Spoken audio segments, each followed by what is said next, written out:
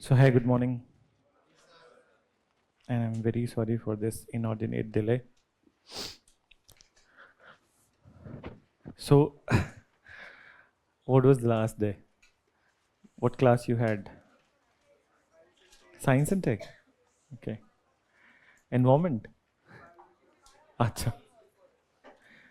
Actually, I wasn't well, so that's why my class got transferred to somebody else. So, as I can see that last class, I think we have discussed till Farooq CR. नहीं जहेंद्र सा चलो थोड़ा सा मतलब since it's almost 1 week that classes hasn't happened. So from where we started with the Bahadur Sa and those all initiatives at the time of the Bahadur Sa, which included his reversion of the religious divisive policy of the Aurangzeb. Then after peace offered to Maratha, Jat, Bundelas, so as the Sikh community also. And moreover, after his death, Jahendra Shah coming to power with the support of Zulfikar Khan. So, majority, that not majority, all of the decisions were taken by the Wazir himself, who is Zulfikar Khan. And what were those decisions? Basically, Izara system, and then after Chauth and Sardesh Mukhi. And jizya tax was abolished.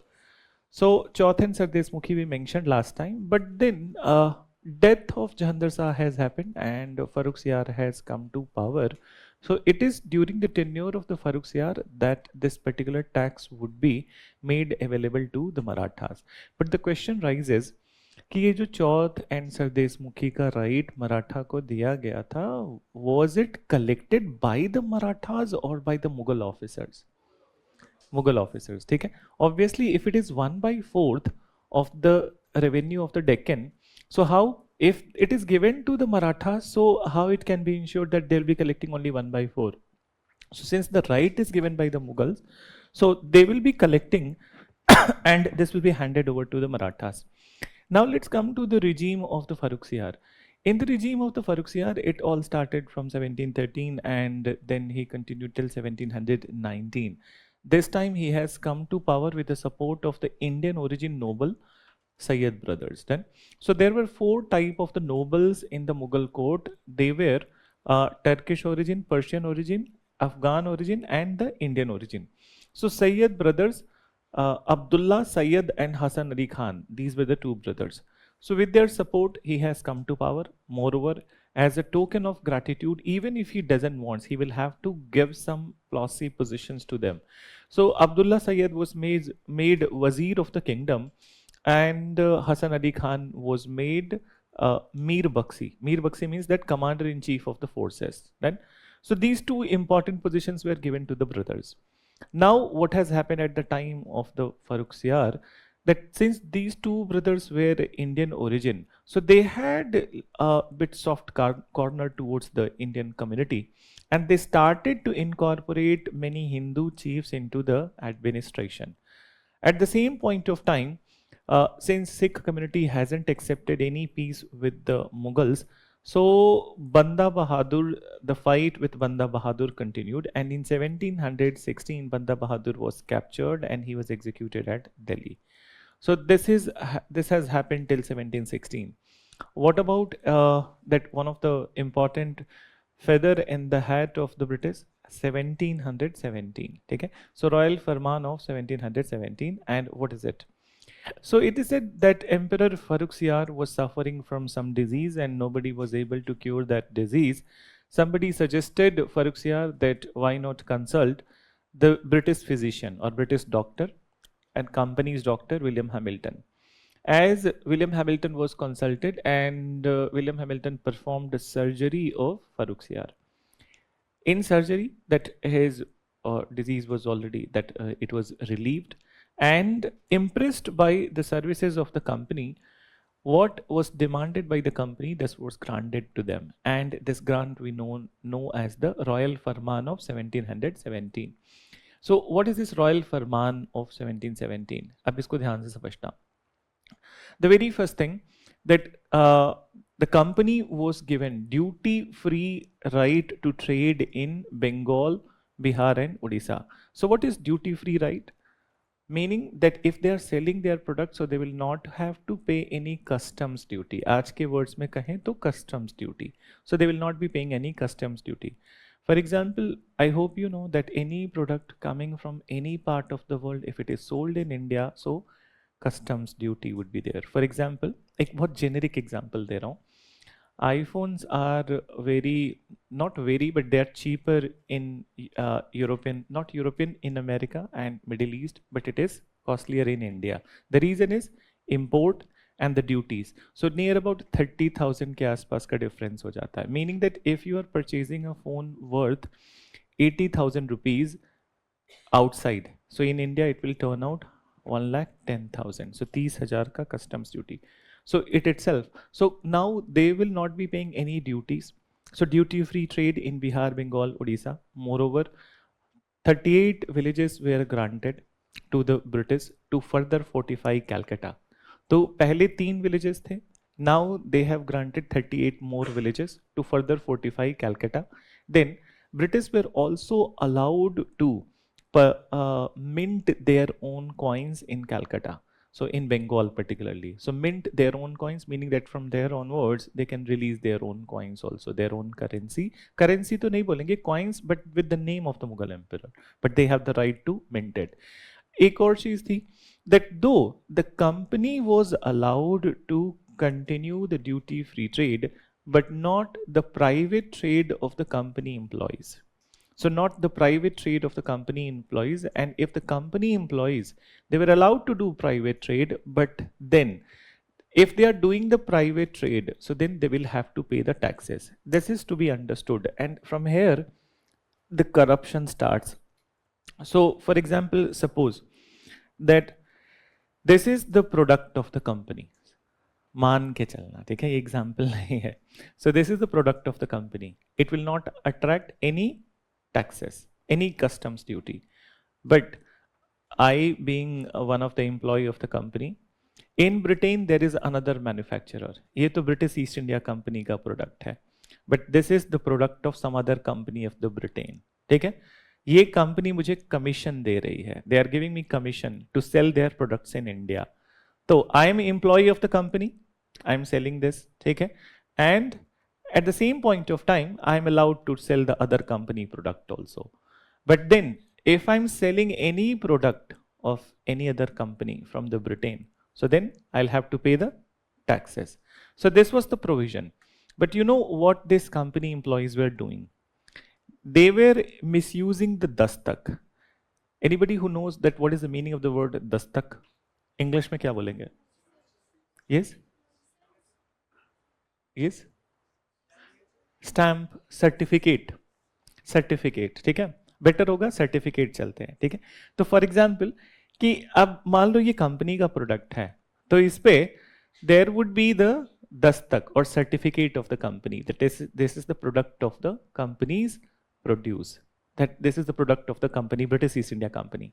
And what they were doing, that they were using the same stamp or the certificate to mark on it, and they were selling the other company product as a company's product. Getting it? तो क्या हो रहा है अब? बहुत मतलब मैं complicate नहीं करना चाहता हूँ, but then I hope you will understand. So फायदा कैसे होगा? ठीक है, दैट फायदा, that suppose that this product is 90 rupees और 90 रुपीज पे इस पे 20 रुपए टैक्सेस हैं. Taxes, it is other company product, so it comes around 110.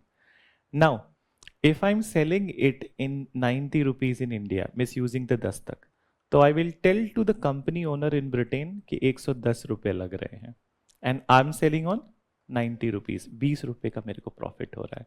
तो in which trade will be more profit? Company का प्रोडक्ट बेचने में या फिर दिन किसी और का प्रोडक्ट बेचने में? किसी और का product. This is how the corruption in the company started then, and the company employees were more interested in selling the private product. But this is corrupt practice ना, this is not allowed, but they are misusing the दस्तक्स. And from here onwards, even the tussle between the Mughal nobles and so as the Mughal emperor will also start.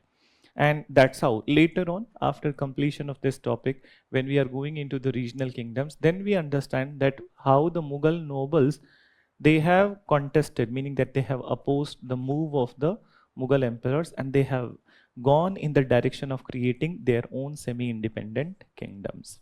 ठीक है? So mention करो तब तक. There is more part of this story. So you start with write a title for Uxiyar.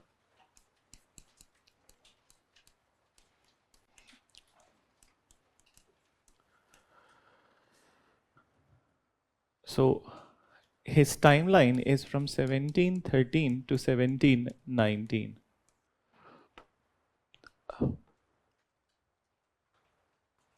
Mention. He came to power. He came to power due to the support of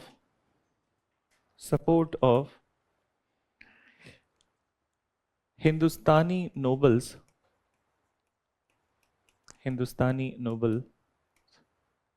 Sayyid brothers,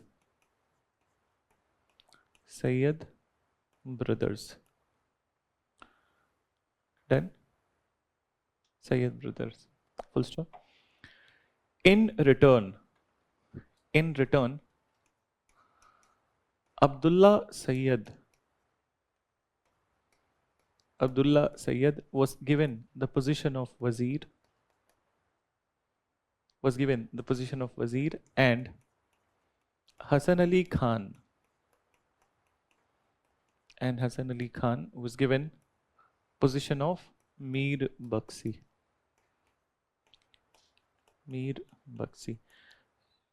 Brackets में लिख लो वजीर, तो everybody knows that he is prime minister. Mir Bakshi लिख लो commander in chief of the forces.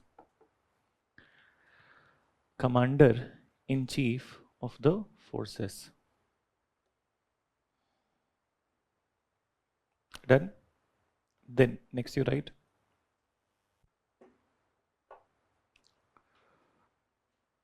Sayyid brothers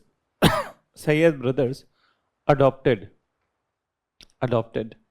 tolerant attitude. Sayyid brothers adopted tolerant attitude towards the Indian community.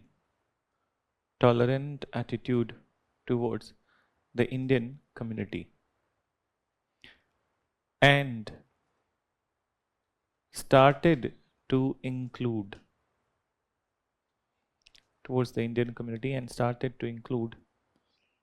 large number of Hindu chiefs.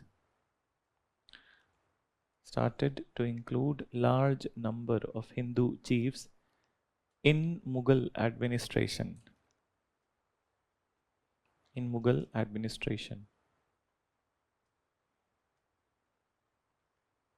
Full stop. On the other hand, conflict with Sikh leader.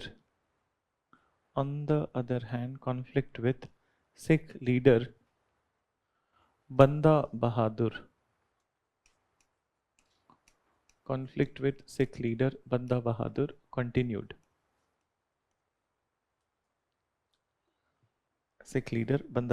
Continued. And he was arrested from Gurdaspur.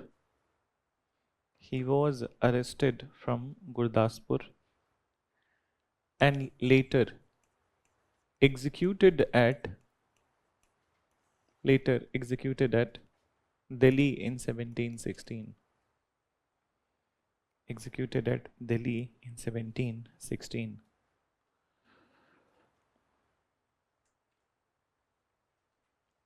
Paragraph change करके लिखो mention. It is said that Farooq Siyar was suffering from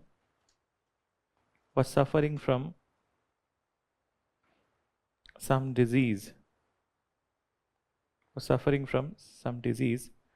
And he enlisted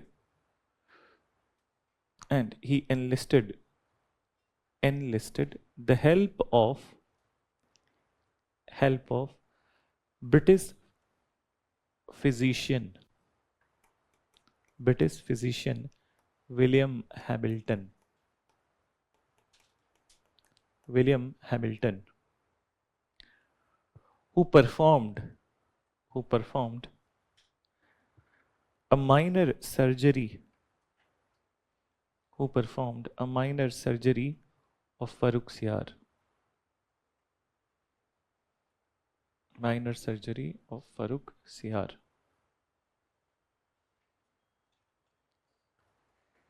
Impressed by impressed by the company's services. Impressed by the company's services, Farrukhsiyar granted royal farman to company. Royal farman to company. So mention a title. Royal Farman of 1717.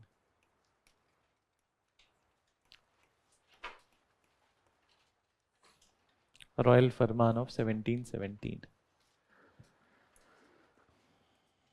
So अब इसमें लिखो number 1 and Royal Farman of 1717 to EIC में लिख लो, East India Company, so that it must be clear that to whom it was given. Mention number 1. Company was allowed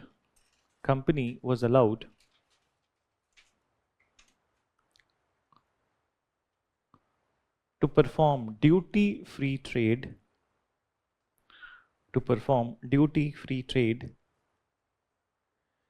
in Bihar, Bengal and Odisha.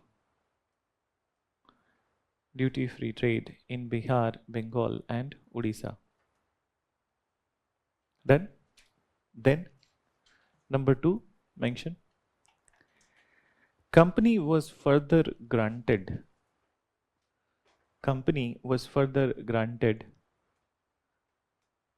lease of 38 villages. Lease of 38 villages to further fortify. Lease of 38 villages to further fortify Calcutta. Fortify Calcutta. Then mention company was also allowed to mint its own coin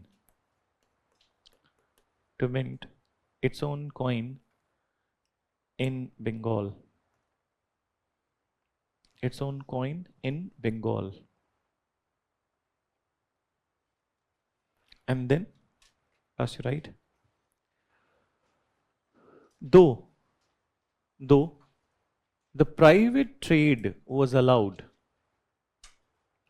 though the private trade of company employee, ऐसे लिखना, though the private trade of company employees was allowed,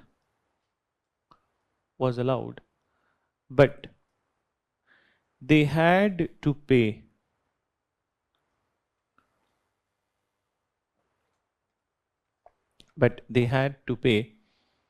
all the duties. They had to pay all the duties. Full stop. Brackets में लिखो.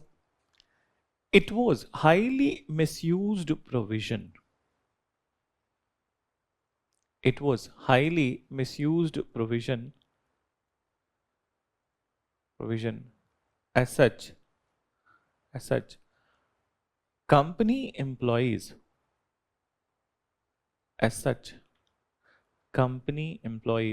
often misused royal dastak or certificates. Royal dastak or certificates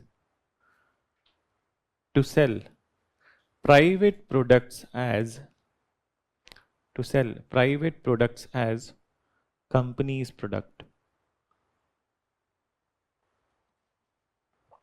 Private product as company's product. Then, so this is what is about this particular thing. Okay, that royal farman of 1717. So this royal farman, it has led to some sort of opposition in the Bengal by the governor of the Bengal, Murshid Quli Khan. So we'll be covering him in the Bengal, that how he has created Bengal at this particular time. But right now, the story of the Farrukhsiyar. So Farrukhsiyar, uh, it is said that that Farrukhsiyar was very weak on his ears. You understand what does it mean? That weak on his ears, meaning that if anybody says anything to him, so he tend to believe it. And then he grew suspicious. Somebody said something about the Sayyid brothers. So he grew suspicious of the Sayyid brothers, and then he started preparation of their execution. Now, once the Sayyid brothers learned that emperor is preparing their death, so they themselves proved to be very clever. And what they did, that at this point of time, they enlisted the help of the Maratha Peshwa, Balaji Vishwanath. And with the help of the Balaji Vishwanath, what they have done, that not only they have removed Farrukhsiyar from the power, but also he was blinded and executed.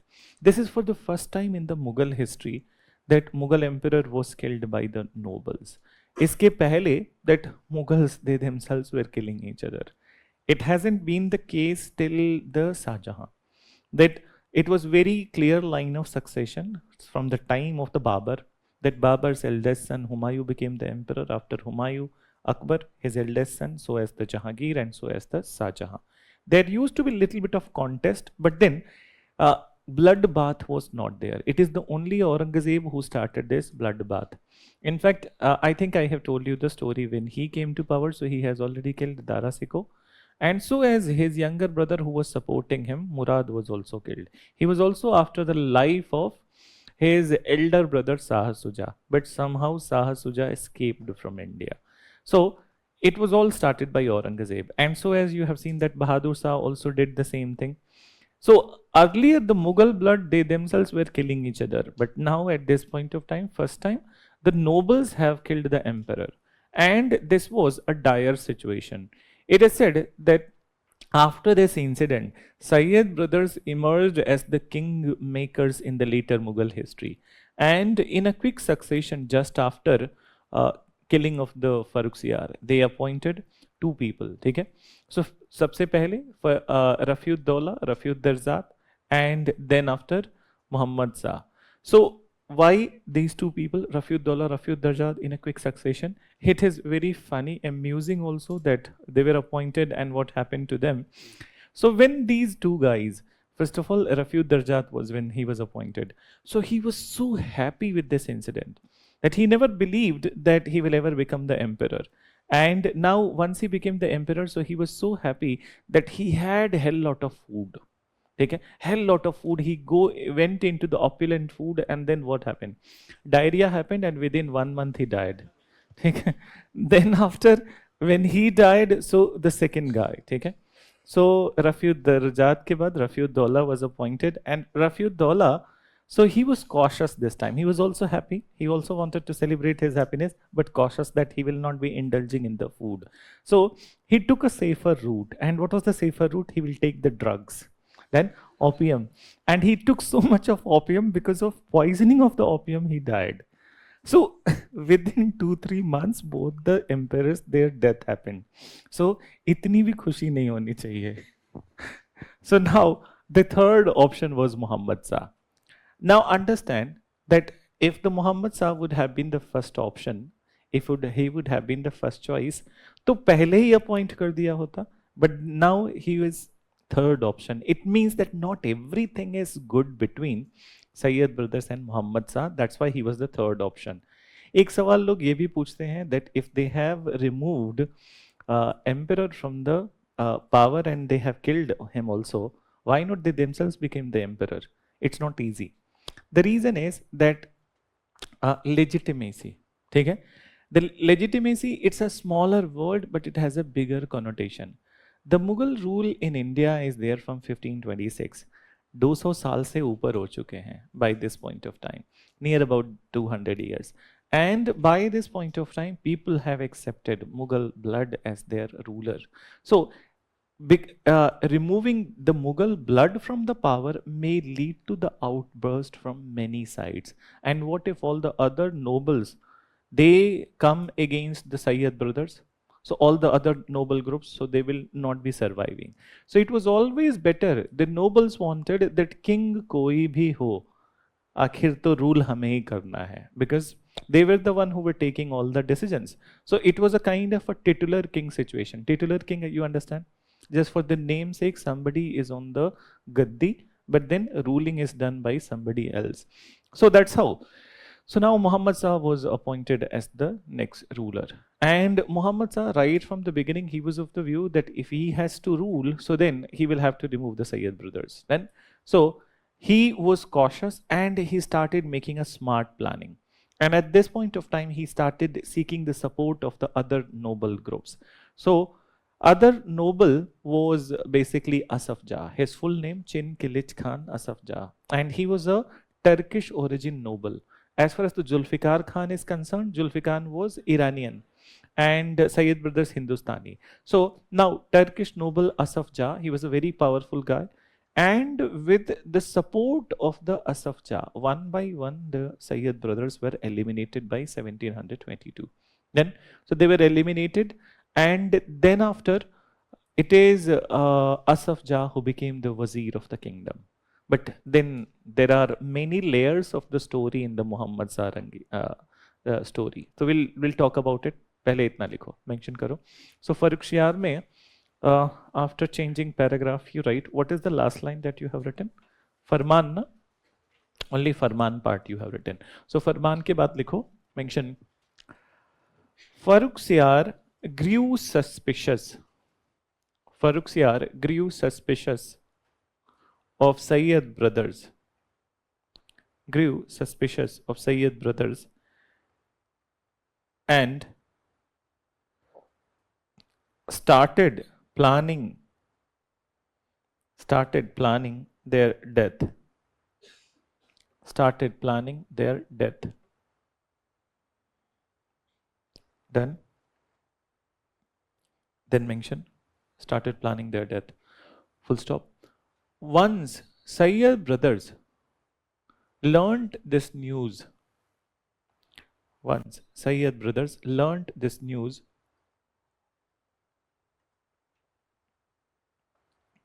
they took help of Maratha Peshwa.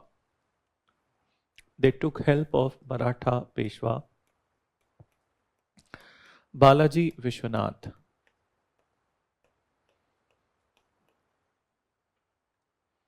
They took help of Maratha Peshwa, Balaji Vishwanath. Full stop. First they removed Farrukhsiyar. From power,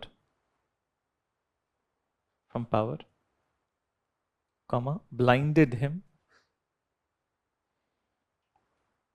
and finally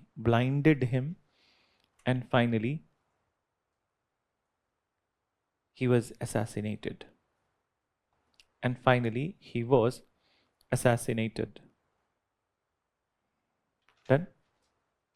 Then mention, in quick succession,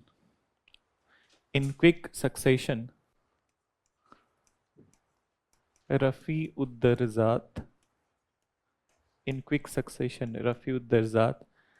and Rafi-ud-Dawla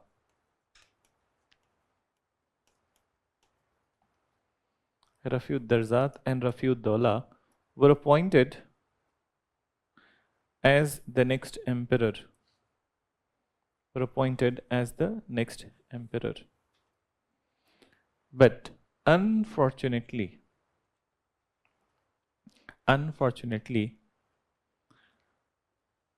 they did not survive.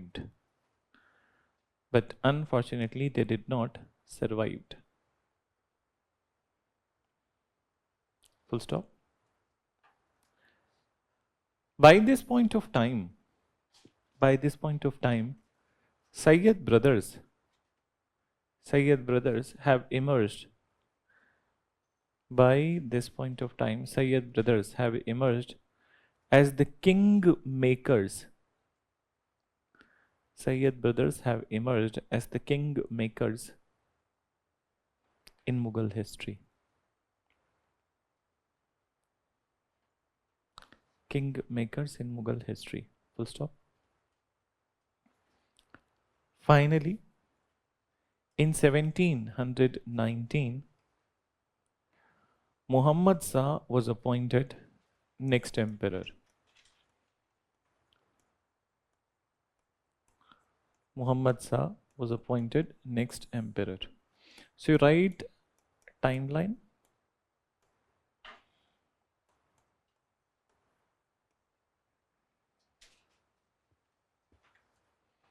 Muhammad Shah, 1719 to 48.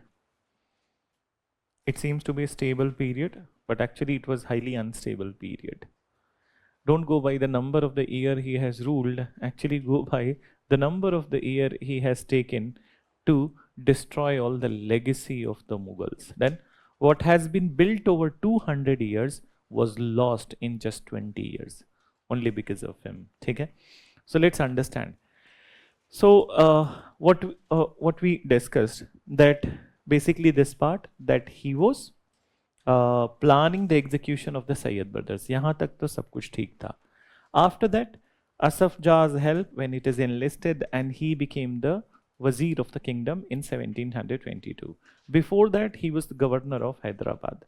So he became Wazir, and then after, Asaf Jah was a capable person, and moreover, he wanted to rebuild the strength of the Mughals. But then, when he was taking those all initiatives to rebuild, to restore the fortunes of the Mughal, emperor became suspicious. Okay?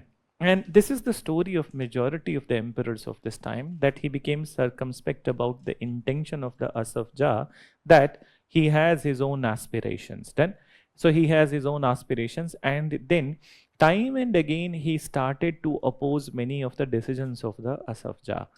In 1724, Asaf Jah was frustrated by the nature of the emperor, and then he decided that he will rather pursue his own ambition than working as a wazir of the kingdom. But what is the reason that why he has embarked on this path? So the emperor, he has nothing to do with the administration. He was not very good in the administration, and moreover, it is said that Muhammad Shah was often indulged in the physical and the carnal pleasure. And it is said that he was very fond of only two things, wine and women, always indulged in these two things. Just because of his indulgence in this particular carnal pleasure or physical pleasure, he was given a title and popularly called as Rangila. Then, so Muhammad Shah Rangila. So now, whenever any such suggestion was given to him by Asaf Jah, so he rejected it. Now, I'll tell you that one of the contemporary of the Muhammad Shah Rangila, contemporary was Raja Jai Singh II of Amer. And he's the one who actually that re-established the glory of the Jaipur, or Amer is the part of the Jaipur, I hope you know. And he's the one who was the creator of the many Jantar Mantars, and so as the pink city of Jaipur, I hope you know. Okay? So Raja Jai Singh, so his situation, Jai Singh second, not first. First was at the time of the Aurangzeb, and the first was the one who had fight with the Chhatrapati Shivaji. So anyways, that is a different story. We are talking about Jai Singh II. Jai Singh II situation was in 1719 and 20. It was very similar to the Muhammad Shah Rangila. And one of the reasons that Jai Singh II was immediately that marriage has happened, and then he was also all the time he was in that romantic phase only. So he stopped coming to the court. He stopped taking interest in the court affairs, and that is the time with Morning Flowers, one of his court poet, he sent a line. Okay, I'll tell you, this is in Awadhi. In translation बाद में कर लेंगे.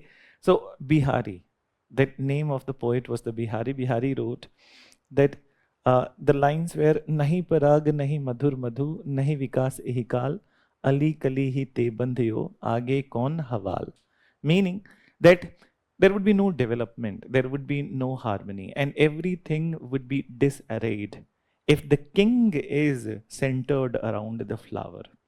What is been bhanwara? ठीक है, you must have heard that एक insect होता है भंवरा, and all the time it hovers around the flower. Then so this is what he said, and Jai Singh second realized his mistake, that he cannot overlook the administration. He accepted the criticism, and then after he came to the court, and the rest is the history. That whatever he created, that legacy is even cherished till this date, and so as that brings hell lot of tourism in the Jaipur. Then, so he accepted criticism. Same thing was done by the Asaf Jah. He tried to warn the king many a times, but king was not at all listening. Okay? Not at all listening, and moreover, he started to doubt the intention of the Asaf Jah. And that's why Asaf Jah decided that it is better to pursue my own ambition than going ahead with the Muhammad Shah. He decided that he will create his own semi-independent autonomous kingdom, and by the time of the Muhammad Shah Rangila 1724, 3 autonomous kingdoms in Mughal area were created. 1717 में फर्रुखसियार के time पे Bengal, 1722 Sadat Khan created Awadh, and in 1724 Asaf Jah founded Hyderabad. So this is a separate story also. We'll further elaborate that how they have founded in the regional topic. ठीक है? So mention करो, तब तक लिखो. You write. ये title लिख लिया ना? So after this you write, mention that after coming to power,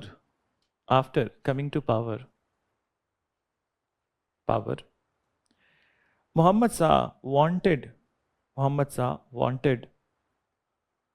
to remove Sayyid brothers.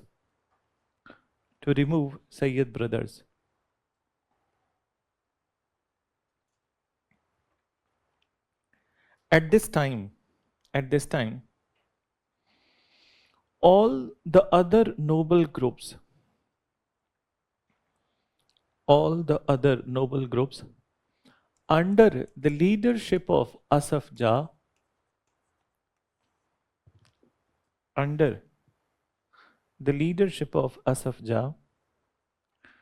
supported emperor.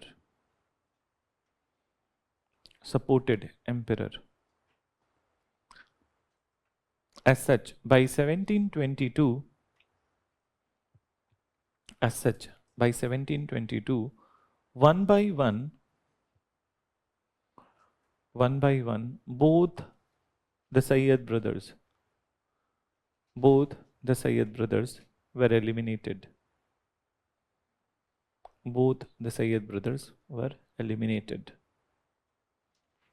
Full stop.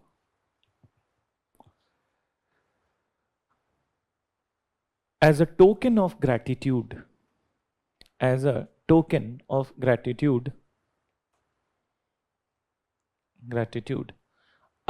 Jah was given the position of wazir.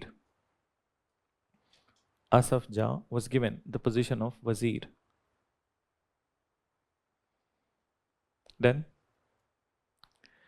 position of wazir. उसके बाद लिखो, he was a highly capable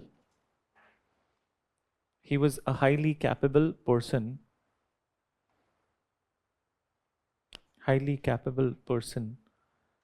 and he wanted to reform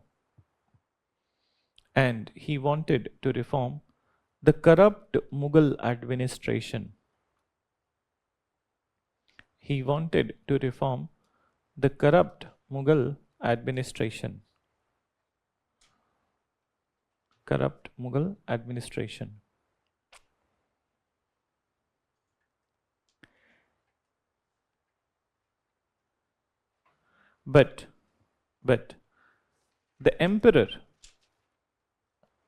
But the emperor Muhammad Shah was not the man of the moment.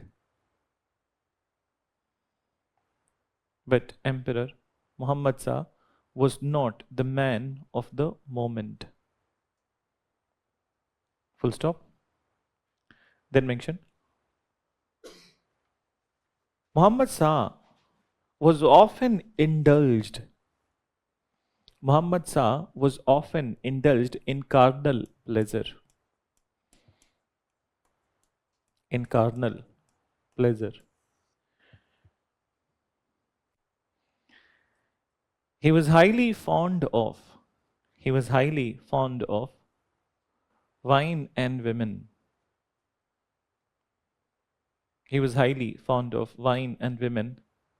As such, as such, he was popularly called as wine and women. As such, he was popularly called as Rangila.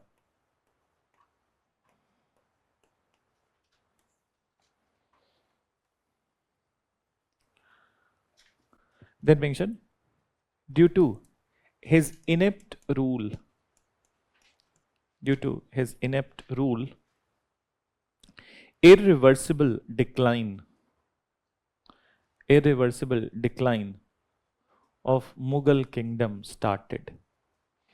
Due to his inept rule, irreversible decline of Mughal kingdom started. Full stop.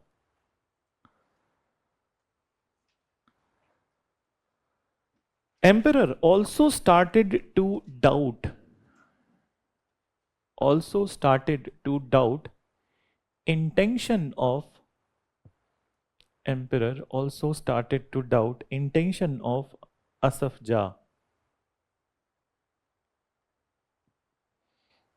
Full stop. Frustrated with suspicious nature, frustrated with suspicious nature of Emperor, suspicious nature of Emperor, Asaf Jah decided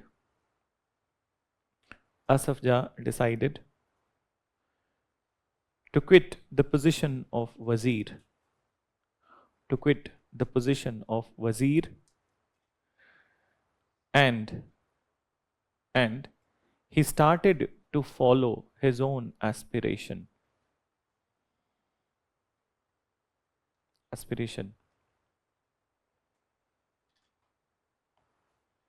Mention.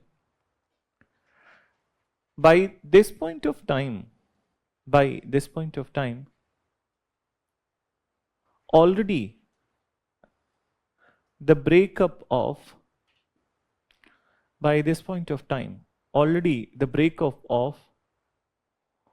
Mughal Empire has started.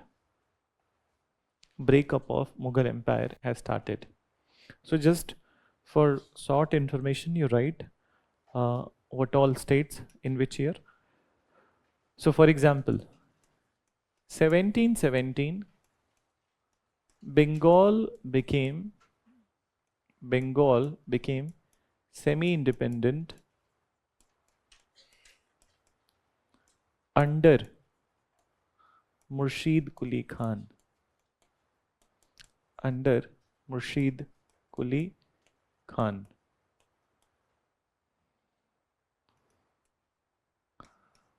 Awadh in 1722 under the leadership of Sadat Khan. Under the leadership of Sadat Khan. And Hyderabad in 1724 under the leadership of Asaf Jah. Under the leadership of Asaf Jah. So these were the three big states, semi-independent states, which are getting created from the Mughal Empire. We'll understand about it later on. So now, let's further move with the story of the Muhammad Shah Rangila. So after this point of time, that the kingdom, which we can say that by the time of the Aurangzeb, if it is 100%, so by the time of the Muhammad Shah, it has shrunk to hardly 30 to 35%. Okay, so such is the rapid decline during his period. Now, another very grave situation arose in Delhi. And what was this grave situation? That is in 1739. So the Persian invader Nadir Shah, he came to Delhi. Okay? He invaded Delhi. And it led to the fight in Karnal. So 1739, Battle of Karnal. So in Battle of Karnal, the Mughal army was thoroughly defeated. And after this defeat, what Nadir Shah did, that he created his camp on the outskirts of the Delhi. So, एक दिन, that one fine day, some rumor spread that Nadir Shah is dead in his camp. Now, what happened? The Delhi soldiers, they they took advantage of this news and they entered into the camp of the Nadir Shah. Some of the soldiers were executed. Now, Nadir Shah was highly angry with this particular incident. He decided to teach a lesson. It was a rumor he was not dead. And then he performed one of the most terrible massacre of this age. He entered in the royal city of Delhi and he performed a terrible massacre on the streets of the Delhi. Whoever was there was beheaded, was killed. And then after, he started looting the prized possession of the Mughal house. He entered in Red Fort and then he looted not only all that majority of their wealth, but then so as the peacock throne of the Shah Jahan. Then, and one of the most prized possession of the Shah Jahan or the Mughal was Kohinoor. So Kohinoor was studied in that peacock throne. And what is Kohinoor? So, yeah, it was a diamond. But what is the speciality of it? Till this date, even till this date, this is the biggest piece of the diamond found in the world. Usse bada piece of diamond hasn't been found. So let's talk about a little bit about the Kohinoor itself. And till the time that Kohinoor is still there, we'll tell you where it is. But first of all, originally Kohinoor was the possession of the Kakatiya dynasty. Medieval में पढ़ोगे Kakatiya dynasty. Kakatiya dynasty ruled from 11th century AD to 14th century AD. It's actually 1328 when it came to end. Under the ruler, that leadership of the Muhammad bin Tughlaq. So this dynasty had some of the very powerful rulers. In fact, there was a women ruler of this area, Rudrama Devi. Then, so now this diamond was found from the Warangal mines, and it is till this date. So it was around 1,000 carat. One diamond piece was around 1,000 carat, which is largest piece. So this diamond, how it passed on to the Mughals? Actually, it passed on to the Alauddin Khilji, who was invading time and again Warangal.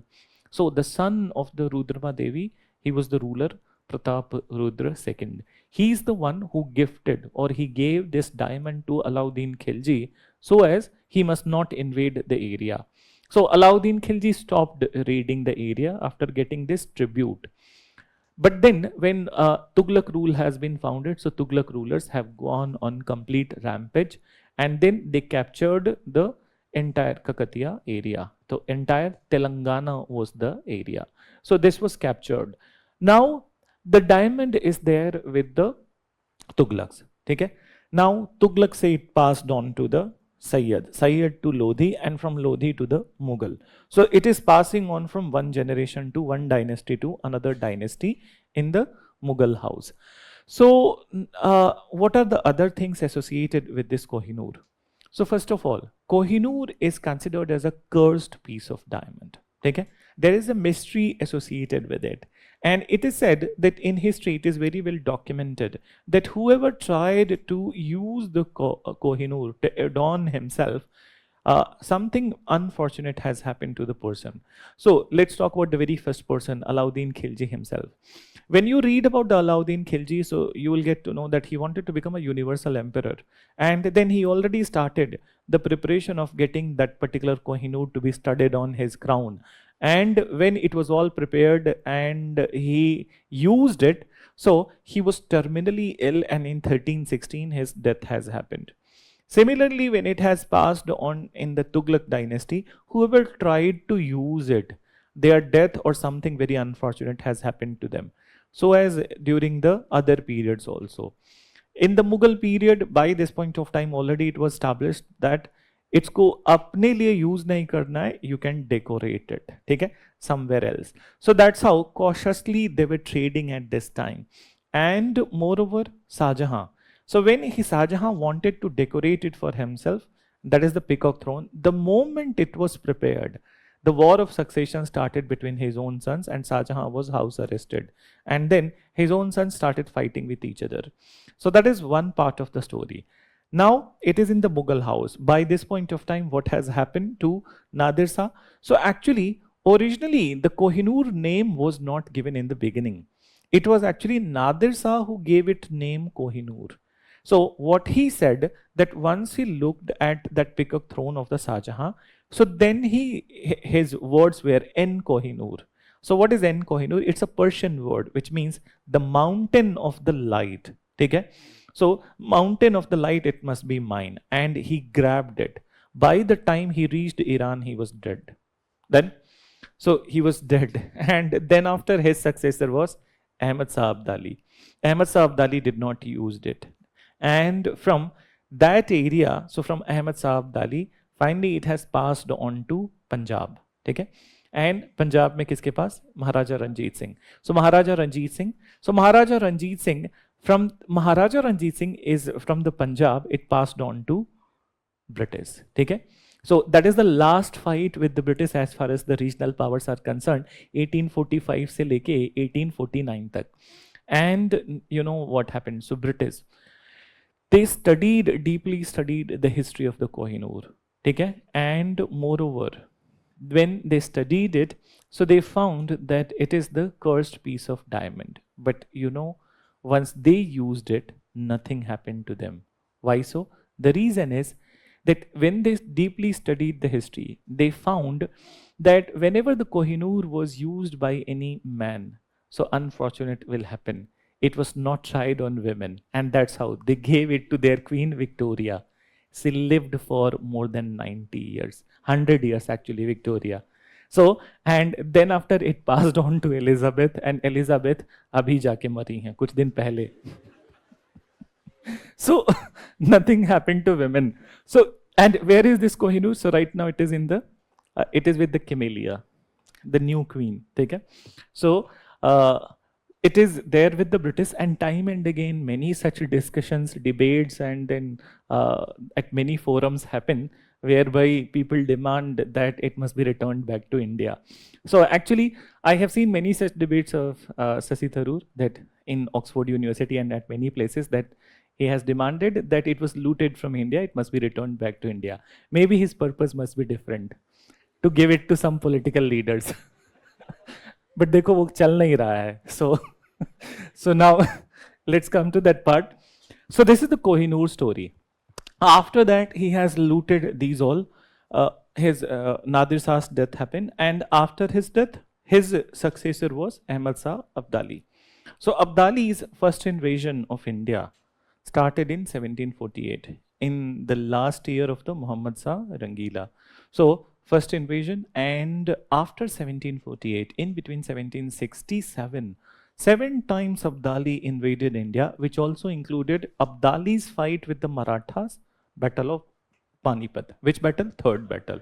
So we'll be discussing it in a very elaborate way in Maratha episode, and उससे related एक mains का question भी था.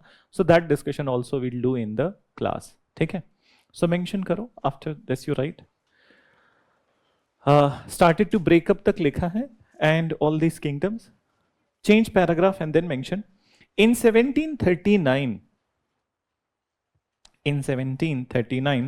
ruler of Persia, Nadir Shah, invaded Mughal India, which led to Battle of Karnal, in 1739. which led to Battle of Karnal in 1739. Mughal army was thoroughly defeated. Mughal army was thoroughly defeated in this battle.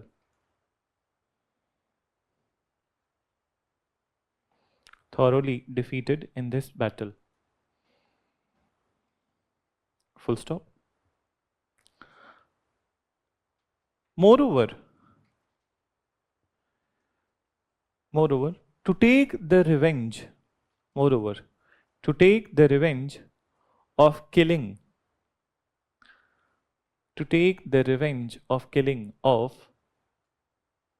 killing of some of his soldiers,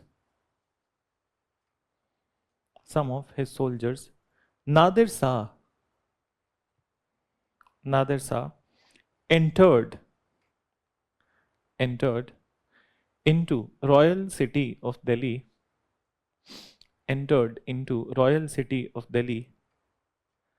and performed a terrible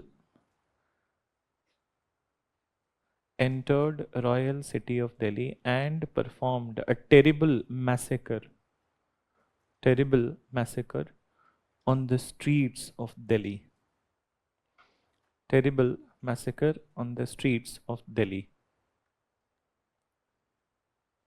Then he also looted the most prized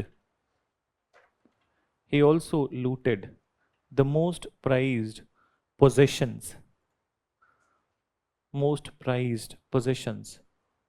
of Mughals. For example, Peacock Throne of Shah Jahan,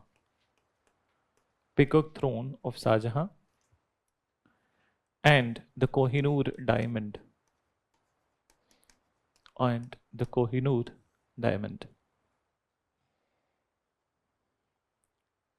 Done. Then mention. Paragraph change karo, and then you write. After death of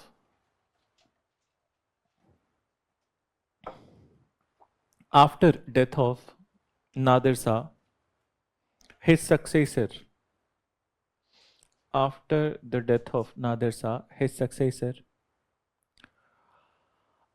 Shah Abdali,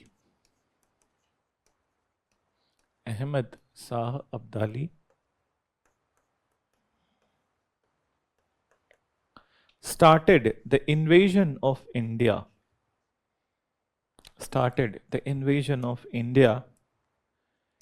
in between 1748 to 67.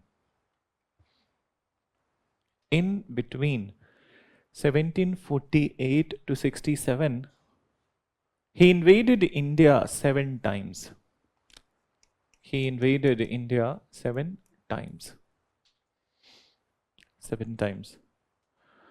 So 1748 is also the year death of Muhammad Shah Rangila has happened. एक coincident है यहाँ पे, and what is the coincident? That invader's name is Ahmad Shah Abdali, and the Mughal emperor who was appointed at this time, his name was also Ahmad Shah. So दोनों के similar नाम है. So now to differentiate between them, we will call him as Abdali. Ahmad साहब नहीं लिखेंगे, ठीक है, क्योंकि कंफ्यूजिंग हो जाएगा.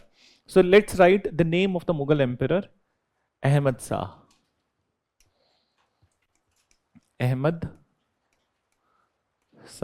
And he ruled from 1748 to 54. So now understand that what has happened during his tenure. So during the tenure of this emperor, Abdali's invasion continued. And Abdali ke invasion mein what he captured? So he captured the area of the Multan and Punjab. So he has captured Multan and Punjab from the Mughal ruler. Then after him, the next ruler is Alamgir II. So Alamgir II, 1754 to 59. So 1754 to 59, and during their tenure, what has happened? सो अब फिर से वापस से उस पे जाते हैं, ठीक है, अहमद शाह के टेन्योर पे. During Ahmad Shah tenure, Abdali invaded Delhi, and then after he has further captured two areas, Multan and Punjab. And moreover, he appointed some of his agents to look after Punjab and Multan. These agents were Rohillas. Now, Alamgir second's time, by this point of time, Marathas have become too powerful. And Marathas, they started their Northern campaign. So in the Northern campaign, what they have done, they captured Punjab from the agents of Abdali. Okay? So पहले Abdali captures Punjab, and now Marathas capture Punjab from the agents of Abdali. So this is what is the major bone of contention. What is bone of contention? झगड़े की वजह, लड़ाई की वजह. And what was that लड़ाई? Third Battle of Panipat in 1761, in which the Maratha army was defeated. So that is leading to that particular part. So we'll be, as I said, that we'll be discussing that third Battle of Panipat in the Maratha episode. But here, a little bit of mention. Then after his death, for a year or so, there was a guy, Shahjahan III. Okay? So Shahjahan III, and he also died in 1 year, and then came the rule of the Shah Alam II. So his rule 1760 to 1806, meaning that longest in the later Mughal emperors. So we'll see what happened during his tenure. First you write, mention Ahmed Shah. Just एक line लिखो अहमद शाह के बारे में. During his tenure, Abdali captured Punjab and Multan. Abdali captured Punjab and Multan from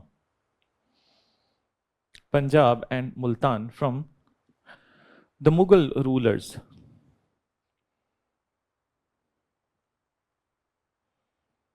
He also appointed his agents. To look after the administration of. He also appointed his agents to look after the administration of Punjab. Now you write this name, Alamgir II. Who was Alamgir first? Aurangzeb. ठीक है. So ये type के questions basically they ask in the state PCS examination कि who was Alamgir II, who was Shahjahan III, who was Akbar II. So these kind of question they do ask, but UPSC में तो नहीं पूछते हैं, ठीक है. अच्छा, I think cut off होने के बाद हम लोग मिल रहे हैं. Have you seen the cut off? 75. That's what I was telling you. That इतना कम कट ऑफ है, इसका मतलब ही यही है that paper was very difficult. And in the difficult paper, you don't need to be frightened with the questions. What you need to do, hold your hand. जो लालच होता है ना कि जितना question कर लूं, उसको रोकना होता है.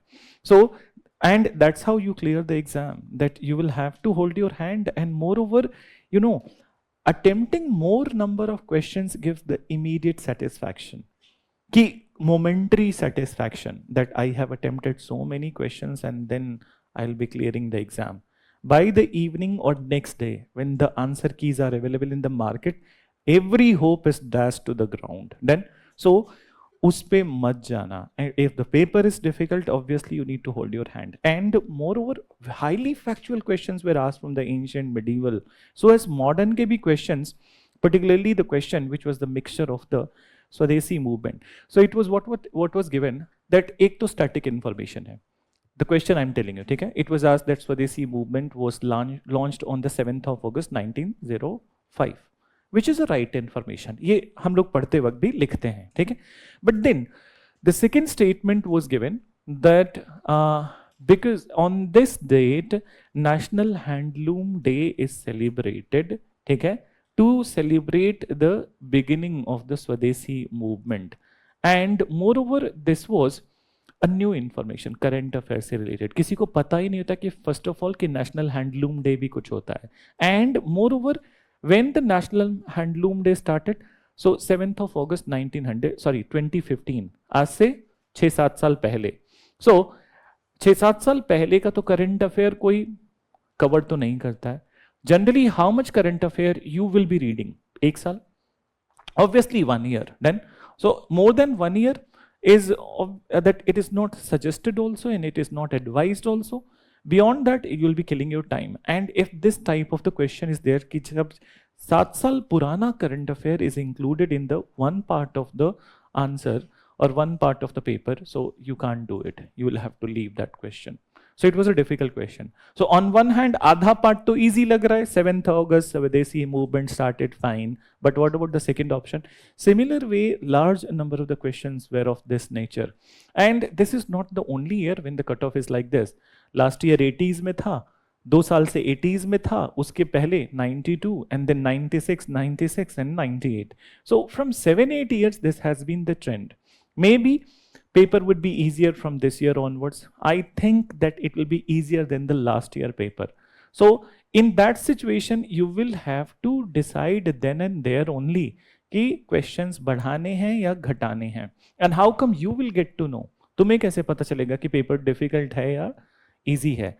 Just understand one thing, that if the paper would be easy, so you will feel that whatever, चाहे वो history हो या फिर then polity, geography, economy, you are able to solve it. ठीक है? You feel like that कि सब कुछ class notes से मिल रहा है, सब कुछ पढ़े हुए से मिल रहा है. तो that way the paper is easy. You can increase your attempt. But then जहां कहीं भी लगे कि यार ये तो पढ़ा ही नहीं है, ये तो पढ़ा ही नहीं है, ठीक है? So then you will have to hold your hand, and moreover you will have to inculcate a habit to look at the last 15-year paper.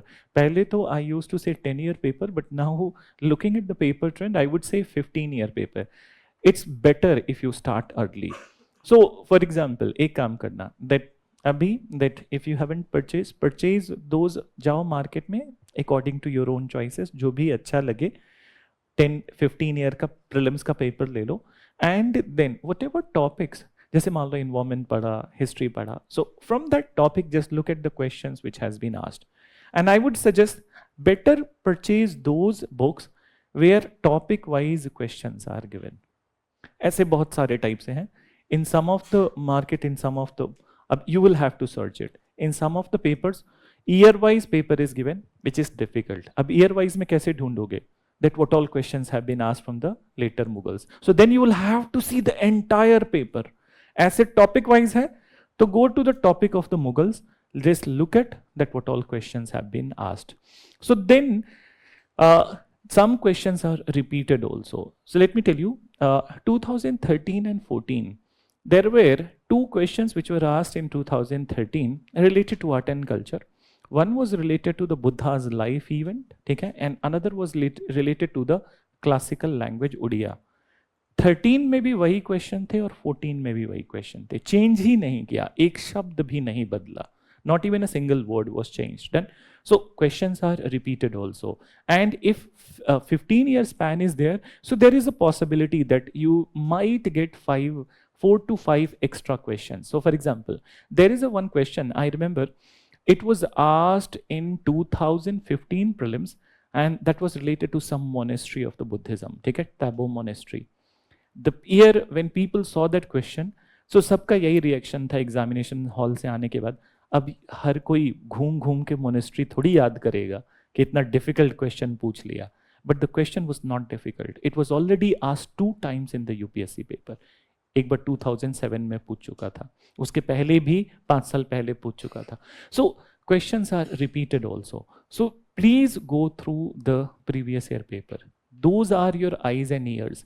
उसके अलावा one more thing, that whenever, since you understand that the classes numbers, though we have good enough number of the classes, that 23-25 classes are there, but still sometimes it feels that something more must have been added. Then, so in this situation, your questions must be something which must be oriented according to the previous year paper.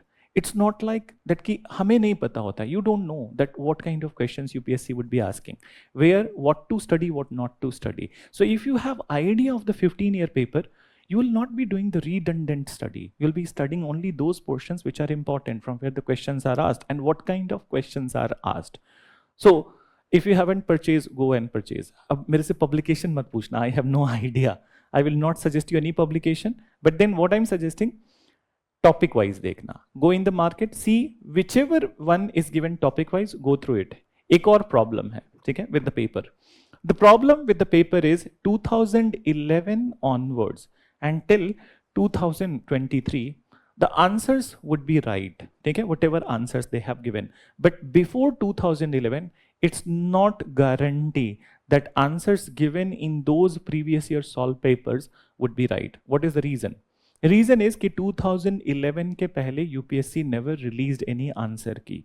It was a very opaque process. Then that people were not knowing that how much marks they have scored in their exams. Then in prelims exam, it was not at all known to anybody and no answer key was released. So even if a question, ठीक है, is controversial, so उसके लिए तुम्हें पता तो होना चाहिए ना कि यूपीएससी ने क्या आंसर दिया है. Then you can fight that question.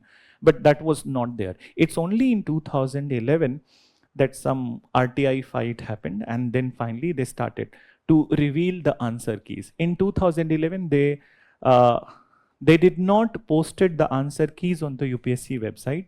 It was given to the people who were asking through RTI, including the person who is in front of you. So I happen to be the first one of the initial people who got the answer keys in the RTI. In fact, I was proscribed by my friends then that they said that don't do this, okay, because it will hamper your interviews. They will get to know that you have filed, and in interviews your name would be there and then your marks would be cut. So many fears are created. But then I got the reply. 2012 onwards, they started to release it on the website. So 2012 onwards, safely I can say that right answers are given in the previous year paper. But उसके पहले वाले में थोड़ा बहुत search research करना पड़ेगा. अगर जो 15 ईयर देख रहे हो तो 5 साल search research you will have to do at your own end also. ठीक है? So let's move to the topic. So now, what you have written, Alamgir second. So Alamgir second, you write, by the time of Alamgir,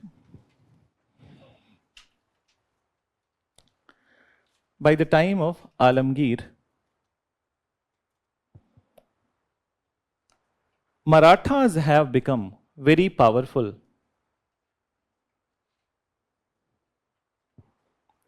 Marathas have become more powerful, and they started their Northern campaign. They started their Northern campaign. Then mention Northern campaign, full stop. Marathas expelled agents of Abdali from Punjab.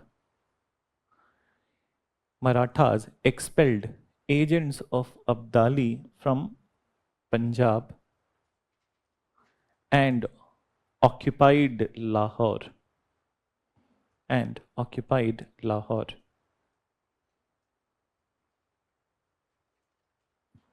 Then it became, full stop के बाद लिखना, it became major bone of contention.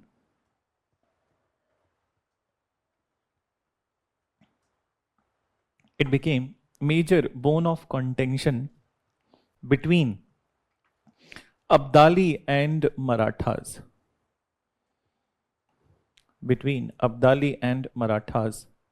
Which led to Third Battle of Panipat. Between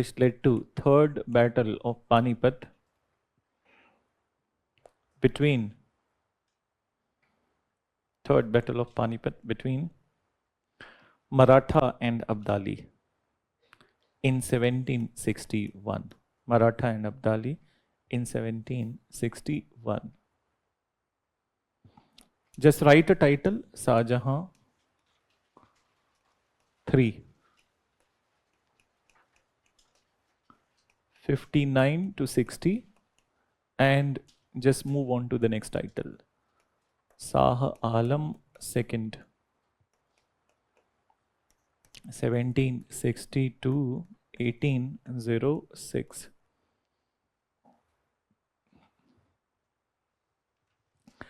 So Shah Alam's tenure is longer, 46 years. Let's understand.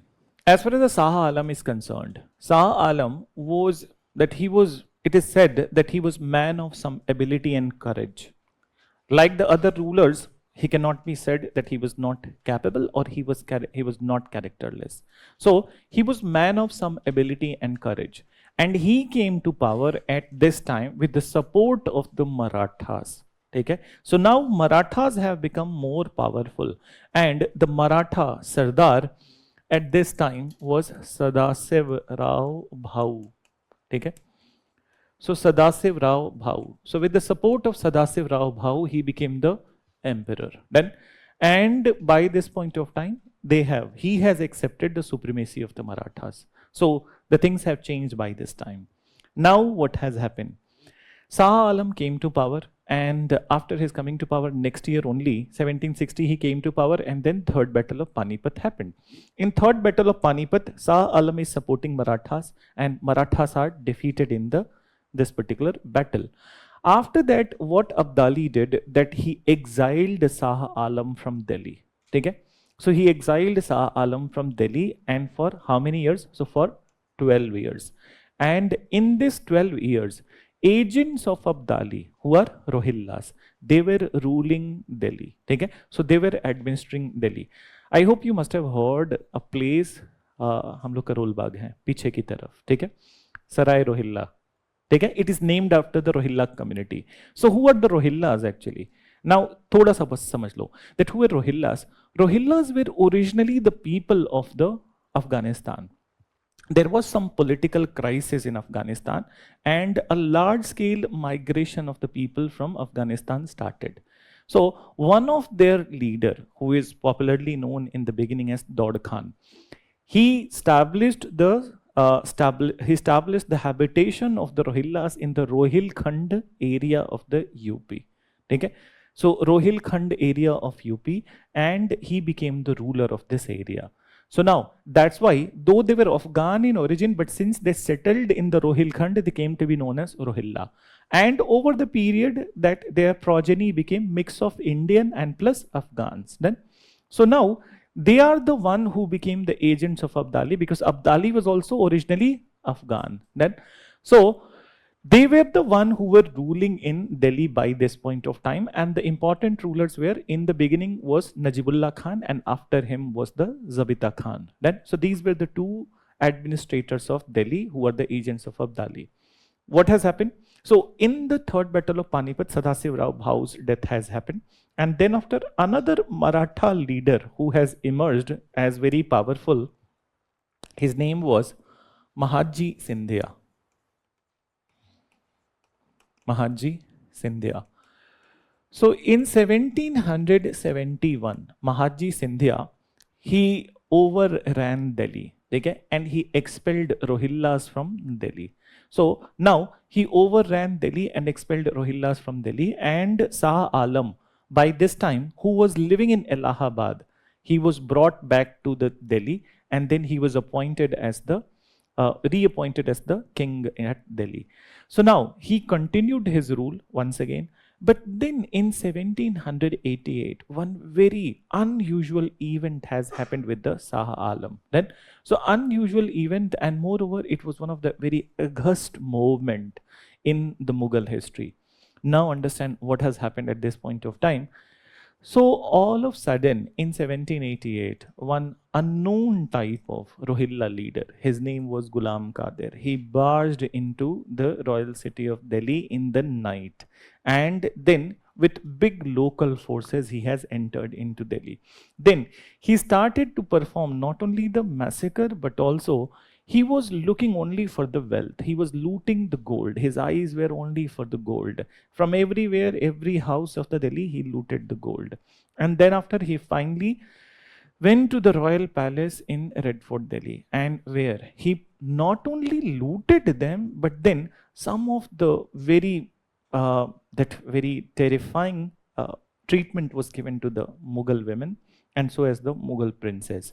Not only they were sexually mistreated, but finally, very bad way, sexually mistreated. And then after, it is said that he jumped onto the chest of the Mughal emperor Shah Alam and he scooped out his eyes from his dagger. Okay? So that he blinded Shah Alam, to say in normal words. Now he left him. Okay? His intention was only to blind him. And he left, and then he left the city of Delhi after doing this all. He did not want it to become the ruler of Delhi. He did not want it to kill also, but he wanted to do this only. Now the question arises that why this thing has happened, and who was this Ghulam Qadir? That why he has performed such a august act with the Mughal house. So it goes back to the story of this Ghulam Qadir. Ghulam Qadir, in one such fight, what has happened, that since they were always, Rohillas were anti to the Mughals, okay? And some local fights have also happened between the Mughal and the Rohillas. In one such fight, what has happened, when Ghulam Qadir was just a boy, he was 5-6 years old, and his entire family was killed. Okay? His father, who was one of the general of the Rohillas then, and then his entire family, only he was left. So why he was left? Because the soldiers of the army, they felt that he's so good looking that he can be used in many ways. Then he was so smart, he was so good looking that he was taken to the Mughal house. And then after, even Shah Alam also gave the patronage that boy can be raised in the court. But it is said that boy was he was treated like a woman. When he was just growing, so he was forced to wear the clothes of the women and so as dance like the women. Then now it has shaken his conscience, and if that is not enough, so then he was sexually mistreated also. And those particular things were always there in the memory. One fine day, he escaped from the Mughal area. And from then only, he was making the preparation to take the revenge of the insult which was done to him. And this is how he took the revenge with the Mughal house. But then after this incident, since this was something which was very horrifying, and Mahaji Sindhya, at this time he hunted down Ghulam Qadir from Muradabad area, and then he was also brought to Delhi and hacked to a very painful death. One by one his body parts were also cut, and finally he was hacked to death. So Mughal Emperor Shah Alam continued as a ruler till 1806, but as a blind ruler. And by this point of time, so his rule has also diminished. And moreover, there is a very famous phrase about the Shah Alam II. In Persian Urdu, it is written, Sultanate Shah Alam Aj Dilli Te Palam. What does it mean? That the directly controlled area of Shah Alam, starting from the Shah Alam Aj Dilli Te Palam, meaning starting from the old Delhi and ending at the Palam Vihar, only 20 kilometers. Then, so Palam Vihar is what? Today's airport. Okay.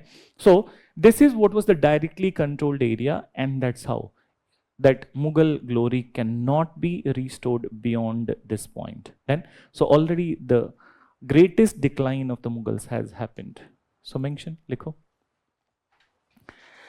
You write, Shah Alam II was the man of some ability and courage. Man of some ability and courage. But his problem was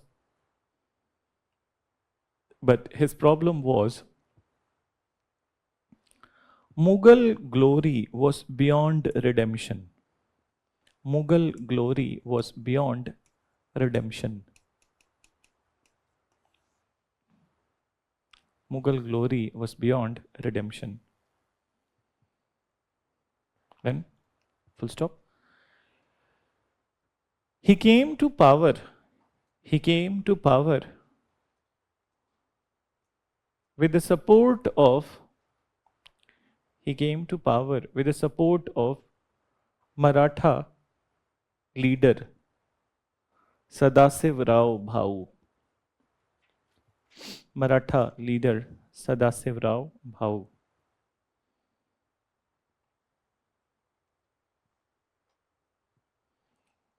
It's written on board. Then mention. After it, you write. In third battle of Panipat, in third battle of Panipat,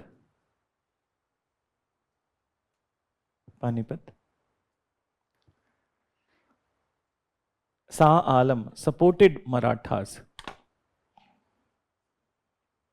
Shah Alam supported Marathas. As such, as such, after his victory, after his victory, Abdali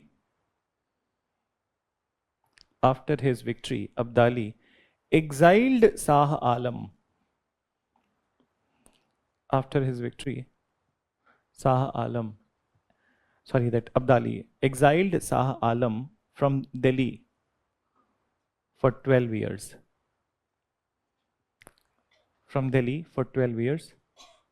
And Mughal Emperor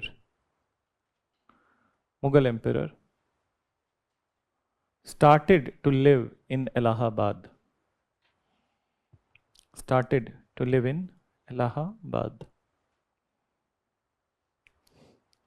इसको complete कर लो, then I will give you short break क्योंकि class late start हुई थी. So mention further Allahabad. Meanwhile, administration of Delhi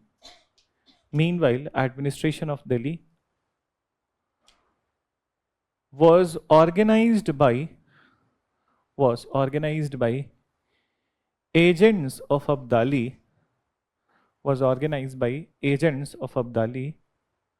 Rohillas. Their names also you can write, Rohillas. So write two names. In the beginning, Najibullah Khan, and after his death was Zabita Khan.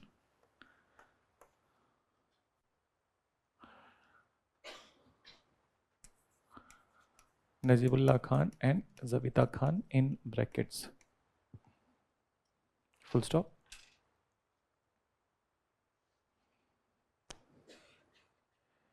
Mention.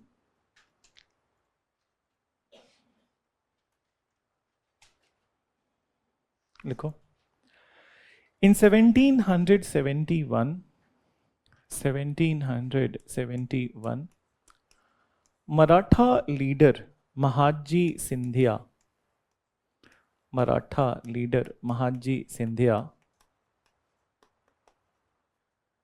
overran Delhi. Maratha leader Mahaji Sindhya overran Delhi and drove out Rohillas from Delhi.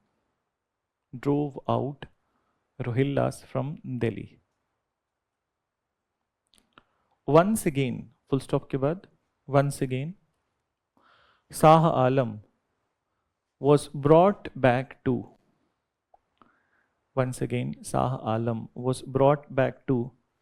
Delhi's throne. Shah Alam was brought back to Delhi's throne. Then, full stop. In 1788,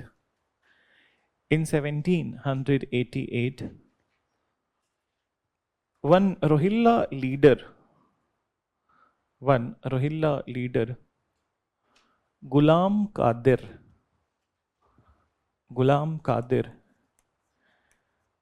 entered the city of Delhi in night.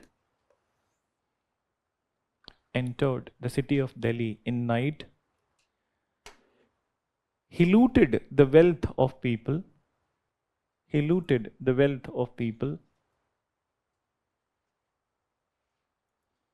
And also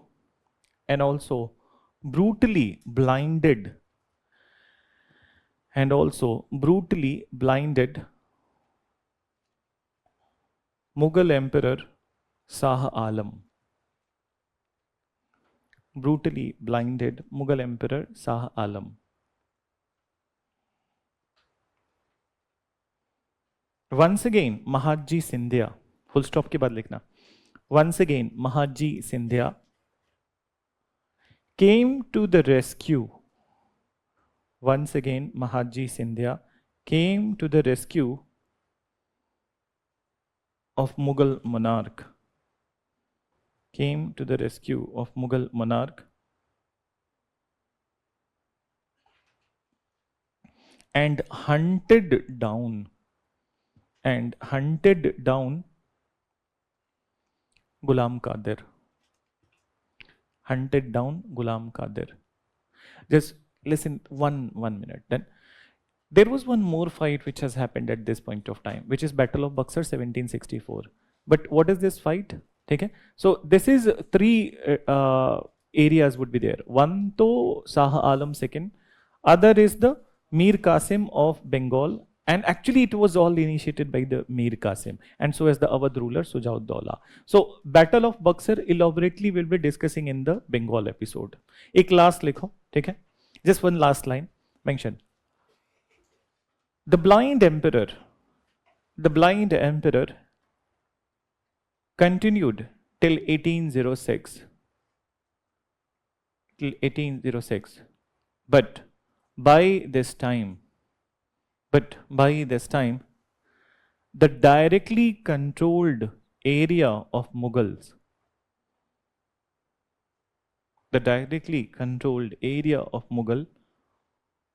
was just 20 kilometers.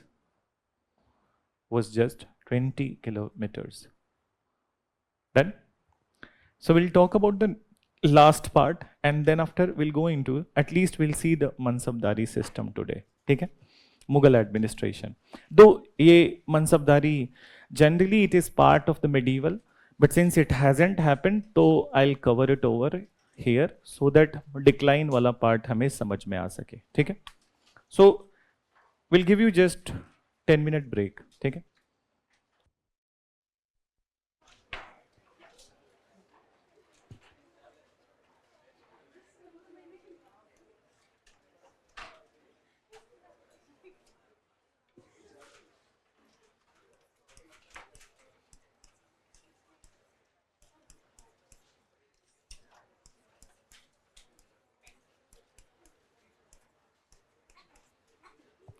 So the next emperor was Akbar II, and his tenure from 1806 to 37. But already what we have mentioned that the decline has happened.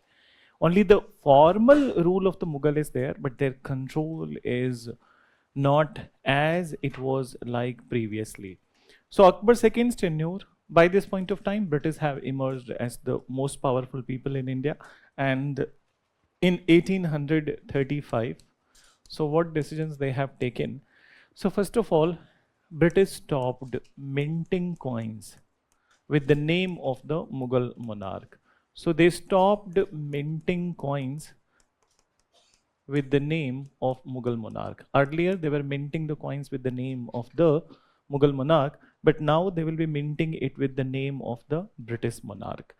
Another thing that British have done, that they replaced the official language of India from Persian to English. So this decision was taken in 1835, and Mughals are just for the namesake rulers. Moreover, another thing that later on we'll mention in the socio-religious reform, Akbar II was the one who gave the title of the Raja to the famous social reformer Ram Mohan Roy. And in fact, even the death of the Ram Mohan Roy happened because of that some of the grievance of the Akbar II. He is the one who sent Ram Mohan Roy to Britain to ask for his pension, and moreover, Ram Mohan Roy death happened in the Britain itself. So लिखो इसमें mention करो that, right?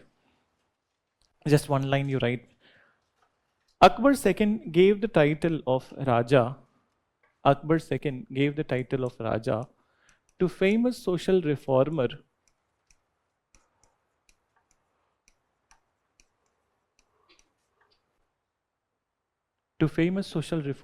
Ram Mohan Roy. Ram Mohan Roy. Then mention during his tenure, British East India Company,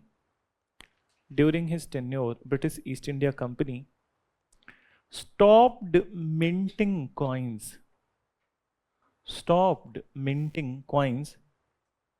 with the name of Mughal monarch.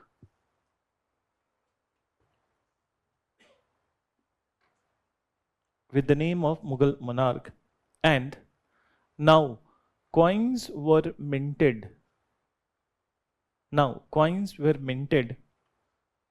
With the name of British monarch.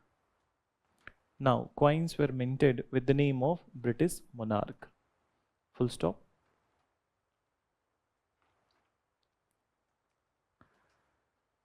They also replaced the official language of India.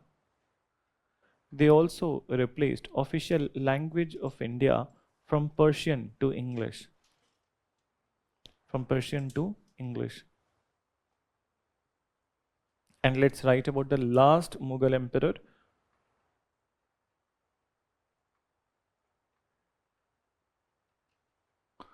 Bahadur Shah second.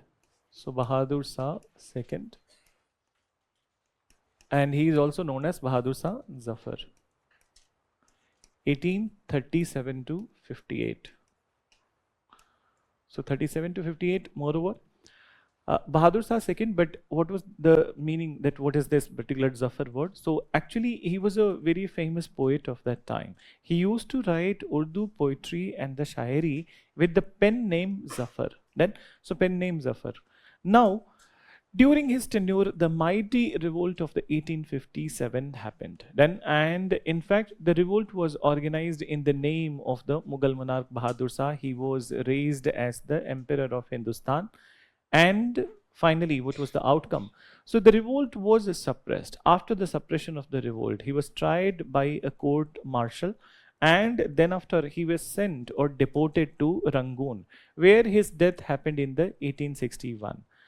What about the other things? So on 1st of November 1858, then at a darbar held at Allahabad, then Governor General Canning, he read out the proclamation of Queen Victoria, which formally ended the Mughal rule from India, and it started the rule of the British Crown in India. So from here onwards, it will be the rule of the British Crown. Even for the formality also, Mughal rule is no more. So mention, you write, he was the last Mughal monarch. Who used Urdu poetry, who wrote Urdu poetries with the pen name Zafar.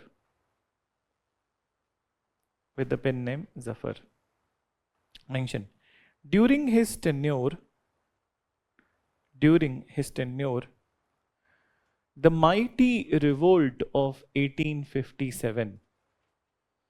During his tenure, the mighty revolt of 1857 happened.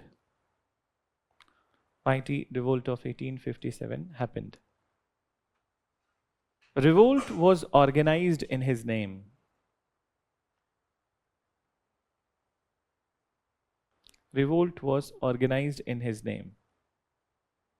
Full stop. After the suppression of revolt,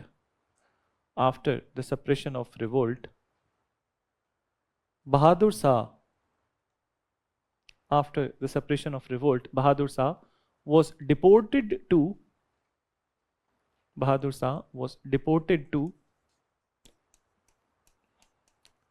Rangoon. Where his death happened in 1861.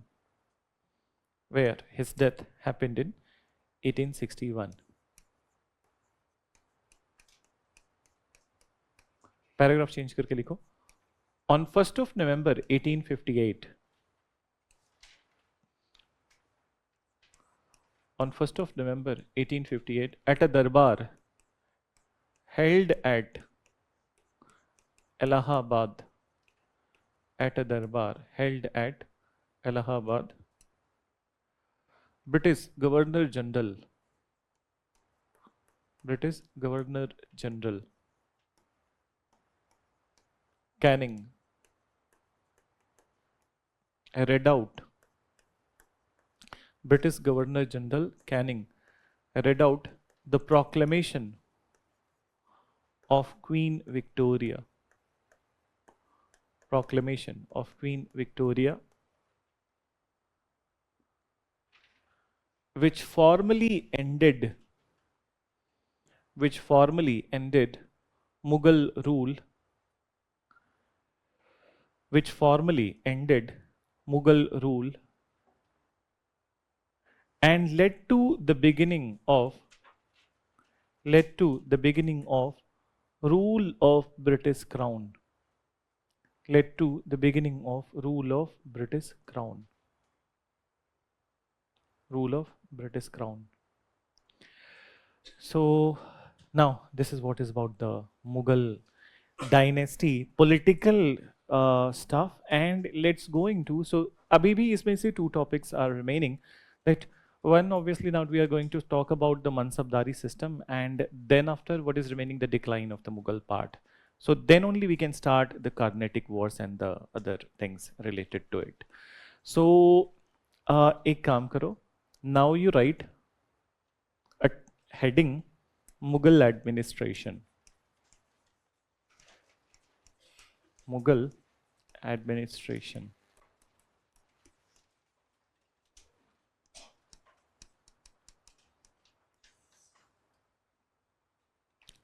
So first of all, let's understand the structure which was there in the Mughal court. So structure is basically that, first of all, the first and the foremost would be the king. Then the second important position was the position of the Wazir. And after the Wazir, there are other, that nobility is there. So nobility, and what is that? Nobility has 4 lineage, and these lineage are Turkish, Persian, Afghan, and Hindustani. Afghan and Hindustani. So the most important position was, obviously, after the king, was the Wazir. And later on, when we are going to talk about the decline of the Mughal, so actually there is an intense fight between them, these noble groups. And for what? So the fight is all about getting this position of the Wazir. Okay? So that is how the things were there. But we'll see use this information later on. Let's talk about the administration of the Mughal. Administration of the Mughal is generally referred as Mansabdari system. So who initiated Mansabdari system? Akbar. Okay? So Akbar initiated Mansabdari system. Now understand. So Akbar, when he came to power, so he started this Mansabdari system, which is derived from the word Mansab, and Mansab ka meaning hai official position. Okay? Official position. In fact, all the big officers of the Mughal Empire can be called as Mansabdar. Okay? So everybody can be called as Mansabdar. But to understand, we need to understand the different components of the Mansabdari. So our discussion will start with the component Zat, and then we'll go to the component Sawar. So Zat will be related to the rank and salary, and Sawar is the responsibility of the Mansabdar according to his rank and salary. Then, so पहले थोड़ा सा लिखो, mention just a title, Mansabdari system. Mansabdari system.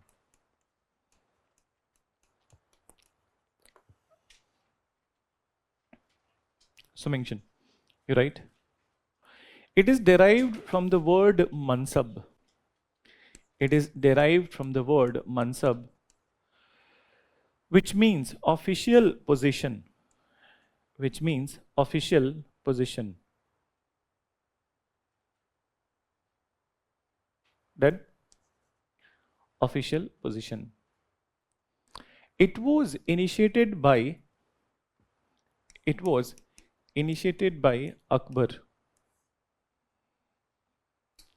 It was initiated by Akbar. Then mention all the big officers of Mughal Empire.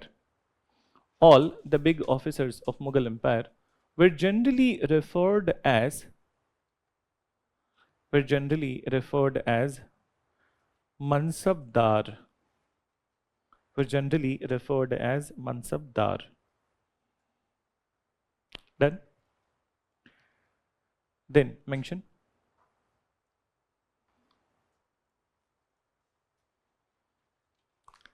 Mansabdari system had two important components.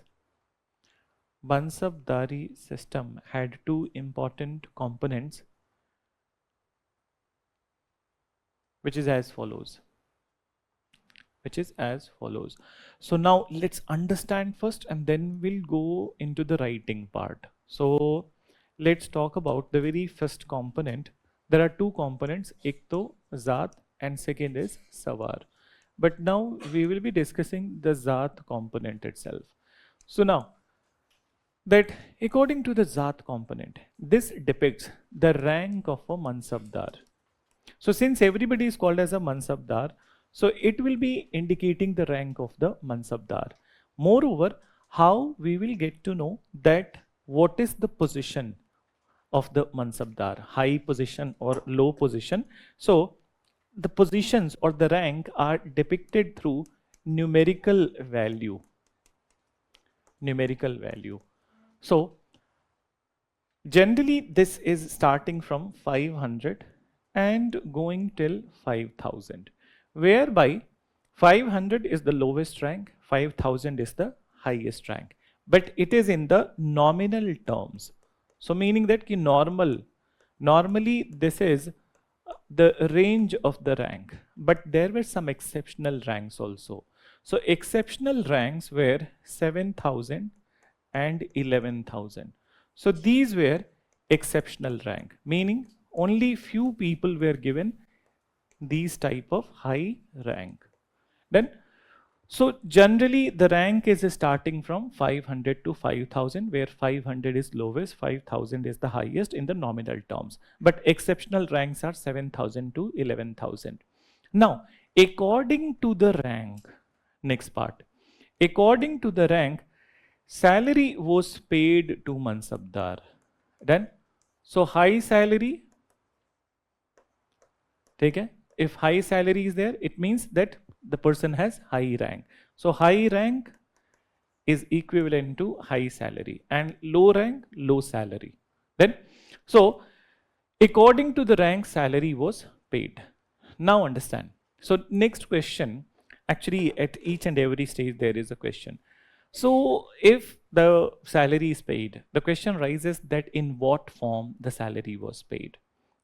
So in what form salary was paid? Was it paid in cash or was it paid in the land grant? It was both. Okay? So salary was paid in both way. So let's understand. So two type of salaries were there. One is the nakad salary. Okay? So nakad salary meaning cash. And then second is the Jagir. So Jagir is land grant. So now understand that those who were getting nakad salary, they were called as Nakdi Mansabdar. And those who were given Jagir or land grant as a salary, so they were known as Jagirdari Mansabdar. Now tell me, इसमें किसकी rank बड़ी होनी चाहिए, नकदी और जागीरदारी? Good, क्योंकि you know that कि cash salary is given to the people and even till this time कि that those people who have the lower rank, जिसमें कोई tax burden ना हो, ठीक है, तो that cash salary is given. But here So Jagirdari Mansabdar were the highest ranked people. Now the question rises, this Jagir or land grant which is given, is it permanent or temporary? So it was both. Okay? So it was not just one, even this is also both. So there were two type of Jagir. So two type of Jagir. So Jagir, one which is temporary and another which is permanent. So temporary will include, so temporary का नाम था, so temporary was called as तनख्वाह जागीर, तनख्वाह जागीर, and permanent was called as वतन जागीर. Done? So these were the two types of the Jagir. So temporary means that no hereditary rights. It is transferable. ठीक है? No hereditary right. जितने time के लिए दिया है उसके बाद then it can be given to somebody else also. But permanent is permanent and hereditary in nature. Let's understand this once again right from the beginning. फिर वापस से start करते हैं discussion. So mansabdari system started by Akbar. ठीक है? And moreover, there are two components of it. Abhi pehla is the Zaat. We haven't discussed Sawar. Now, what is there in the Zaat? So, Zaat is indicative of the rank of a Mansabdar in an official hierarchy. Then, moreover, how this rank is indicated? It is indicated through the numerical value, which is in the nominal terms 500 to 5000 is the range, 500 lowest, 5000 highest. But there were exceptional ranks like 7000 and 11,000. Now here we need to bring the discussion. So mainly the normal nobles were given this kind of rank, but then exceptional rank 7 and 11. Question can rise ki kisko diya jata tha? Who was getting it? So it was given to the Mughal princes. We are talking about the Akbar. So Akbar's son is Jahangir. Then, so Jahangir, obviously, before becoming the ruler, he will have to take his own experience in the administration. So he will have to start as a soldier. Then, so they have to be trained. So when the Mughal princess or the king's son, they are starting their career. So they start with the 7,000 rank, okay? And they go till the 11,000. Then, moreover, Akbar is known for his diplomatic policy with the Rajput rulers. And he created many friends in the Rajput community. So, for example, Raja Mansingh of Amer was one of the Navaratna of his court. So as Raja Todarmal of Banaras, okay, he was also finance minister of the Akbar. So they were given 11,000 rank. Okay? So उन्हें सबसे high rank दी जाती थी. Those were the allies of the Akbar. They are the kings of their own area. But then since they have accepted supremacy of the Akbar, so they were given this 11,000 rank. Now you got it? Ab according to the rank is the salary. Okay? So according to the rank is the salary. High rank, high salary. Low rank, low salary. So low salary people were cash. Okay? So cash salary जिसको दिया जाता था, they were called as Nakdi Mansabdar and they were lower rank people. What is this? So Jagir, land grant was given to the high salary people. Okay? And they were called as Jagirdari Mansabdar. Now there were two types of the Jagir. So temporary Jagir and then permanent Jagir. So temporary Jagir was basically given to the Mughal nobles of Turkish group, Persian group, and then so as the Afghan and the Hindustani group. Okay? But Hindustani maybe Hindustani Muslims we are talking about. Okay? What about the permanent? So permanent Jagir is basically the Jagir of the rulers who we mentioned as the friends of the Akbar. Who are they? Mansingh. Okay? And so as the Raja Todarmal. So they are the allies of the Akbar. So their Jagir or their kingdom is considered as their Watan. You got it? So their Watan. So they have complete hereditary rights on their Watan. So this is how the things were happening. Is it difficult to understand? Then, तो ये हो गया first part. What is the second part? Sawar. Now understand what is Sawar. एक बार में लिख लेंगे. So Sawar is basically this is the place where we have discussed the rank and salary. But for what they get the salary? The question. So salary, they get the salary in lieu of military support to the Mughal emperor. So Mansabdars will have to fight for the Mughal monarch. For example, you must have heard about Battle of Haldi Ghati. सुना है, मतलब नाम तो सुना है. 1576 and Battle of Haldi Ghati was between Maharana Pratap and मान सिंह. ठीक है. So it is मान Singh who is fighting on the behalf of the Akbar. ठीक है.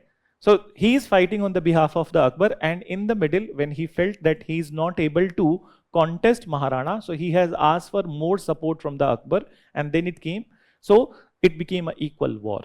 So they will have to fight for the Mughal monarch. Then, and fight कैसे करेंगे? For that they will have to maintain the army. So army.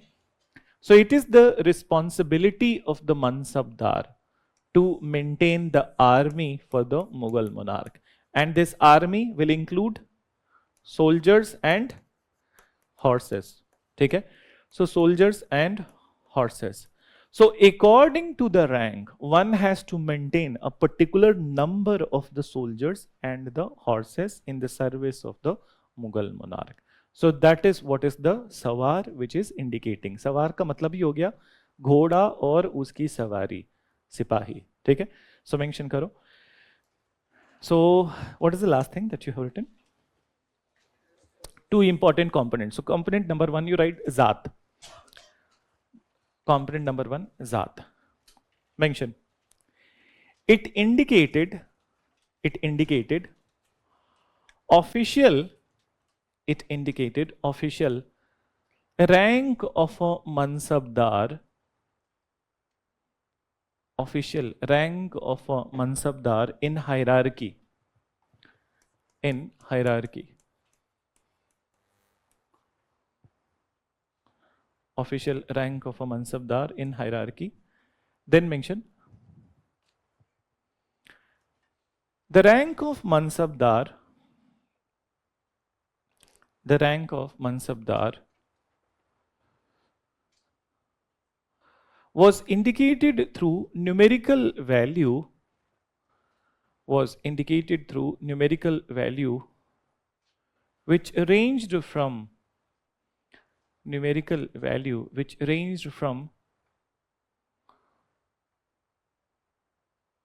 500 to 5,000, which ranged from 500 to 5,000 in nominal terms. In nominal terms. Then mention in exceptional terms, 7,000 and 11,000 ranks were also given. In exceptional terms, 7,000 and 11,000 ranks were also given. Then mention karo after it.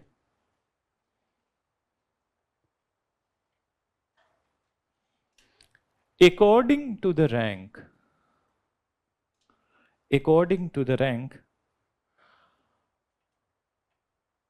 salary was paid to the Mansabdars. According to the rank, salary was paid to Mansabdars. Then those who got cash salary,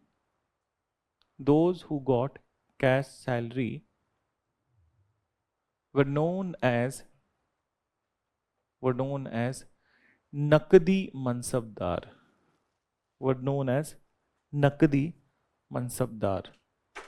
As you know, Nakad is the word for the cash. Then mention those who were given land grant.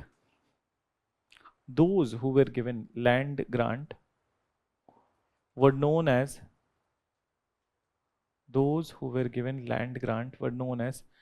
Jagirdari Mansabdar.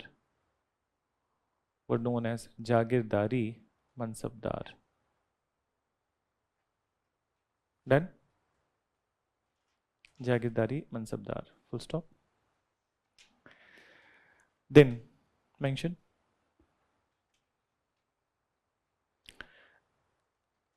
there were two types of Jagir. There were two types of Jagir.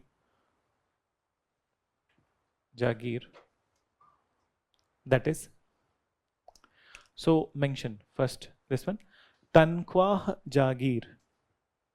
Tankwah Jagir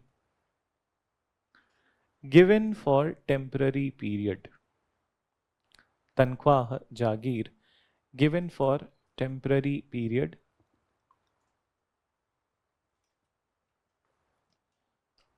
Second, and Watan Jagir, it was permanent and hereditary. Watan Jagir was permanent and hereditary. ठीक है? Then mention the second component, Sawar.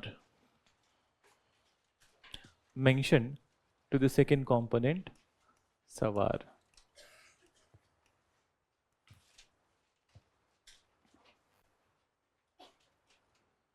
In Sawar you write, mention, according to the rank and salary, according to the rank and salary, Mansabdars had to maintain a particular number of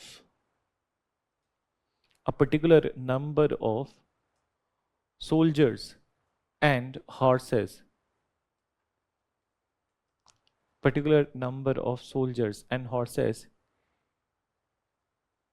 in the service of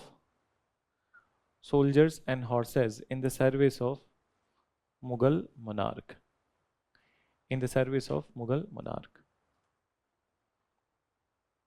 Done. So this is what is about the Mansabdari system. Okay? Since we have a little bit of usage of this topic in the decline part, so that's why we are keeping it over here. So now it's already that, what's the class number today? It's 4th or 5th? 4th. Okay. So I will not go into the decline part today. I will rather, I have enough observed your writing speed is very sluggish. बहुत slow है तुम लोग की writing speed. So अभी चलो चलेगा that in the beginning that you are kind of trying to write the things, but then इस speed से exam में तो कहीं पे भी there is no possibility that you will be able to, and I'm telling it with my own experience of last 12-13 years, you'll be able to only cover 12 to 13 questions out of the 20. So let's get back to the reality. So 20 questions would be there in each and every paper, and overall the number of the words that you need to write in the GS paper is 4,500 words to 5,000. Okay? If it is at the 20 questions, so each question would be 250 words, and 250 means that 5,000 words are there. So 5,000 words, and moreover, how much time you have? 3 hours. So let's understand that how much time we get, and then that really per question kitna minute hamare paas hota hai. So 4 to 5 minutes goes into the that filling up many details which are there. So details which are there, us detail mein your roll number and everything, and it must be filled very carefully. Even your signatures would be taken, that examiners will be coming to your desk and signatures would be taken. So overall, hardly tumhare paas 173 to 174 minutes are left. In that, even if I go by the normal division, so each and every question you have 250 word ke question pe you have 9 minutes. Done. And in 9 minutes, you need to write 250 words. Generally, 250 ho nahi pata exam mein. So if the 250 word question is there, you can write 225, 230. इतने तक भी लिख लोगे तो काम चलेगा. Then maximum is the 250. So you need to write in any situation more than 4,000 words. 4,000 likhna hai. Now, the major problem which majority of the people encounter is that they were knowing the answers, but they were not able to speed up, okay? And they were not able to write. So how you will be improving your writing speed? There is only one technique, and there is no other technique in the world to improve your writing speed. So that I'll share with you. And so first of all, that understand that in exam there are two issues. एक issue है कि your writing speed is not good. The second issue is your handwriting is not good. So handwriting is not good. And handwriting, so tell me that does the beautiful handwriting matters in this exam? Depends. Okay? It depends. Why so? Having a beautiful handwriting does not mean it is legible or very clear. Some of you might not be having a very beautiful handwriting, but then what you are writing that is very clear कि सामने वाला पढ़ सकता है. Many a times people do have beautiful handwriting, but पढ़ने में मेहनत लगती है. ठीक है? So what is required in this exam is not beautiful handwriting as such. अच्छी है तो अच्छी बात है, नहीं है तो भी कोई बुरी बात नहीं है. What is required? Legibility or clarity of your writing. So two things has to be done. First of all, let's talk about the speed. So what is the main problem that we encounter? And I watched many of you. ठीक है? So how you are holding the pen, वहीं से problem start होती है. Let me check. So I'll take your pen for example. So you are holding the pen from here. ये नीचे से tapered point. ठीक है? Most of you are holding the pen as close to the point, as close to this point. Now understand, when you're holding the pen from here, you have to apply a hell lot of pressure at this particular place.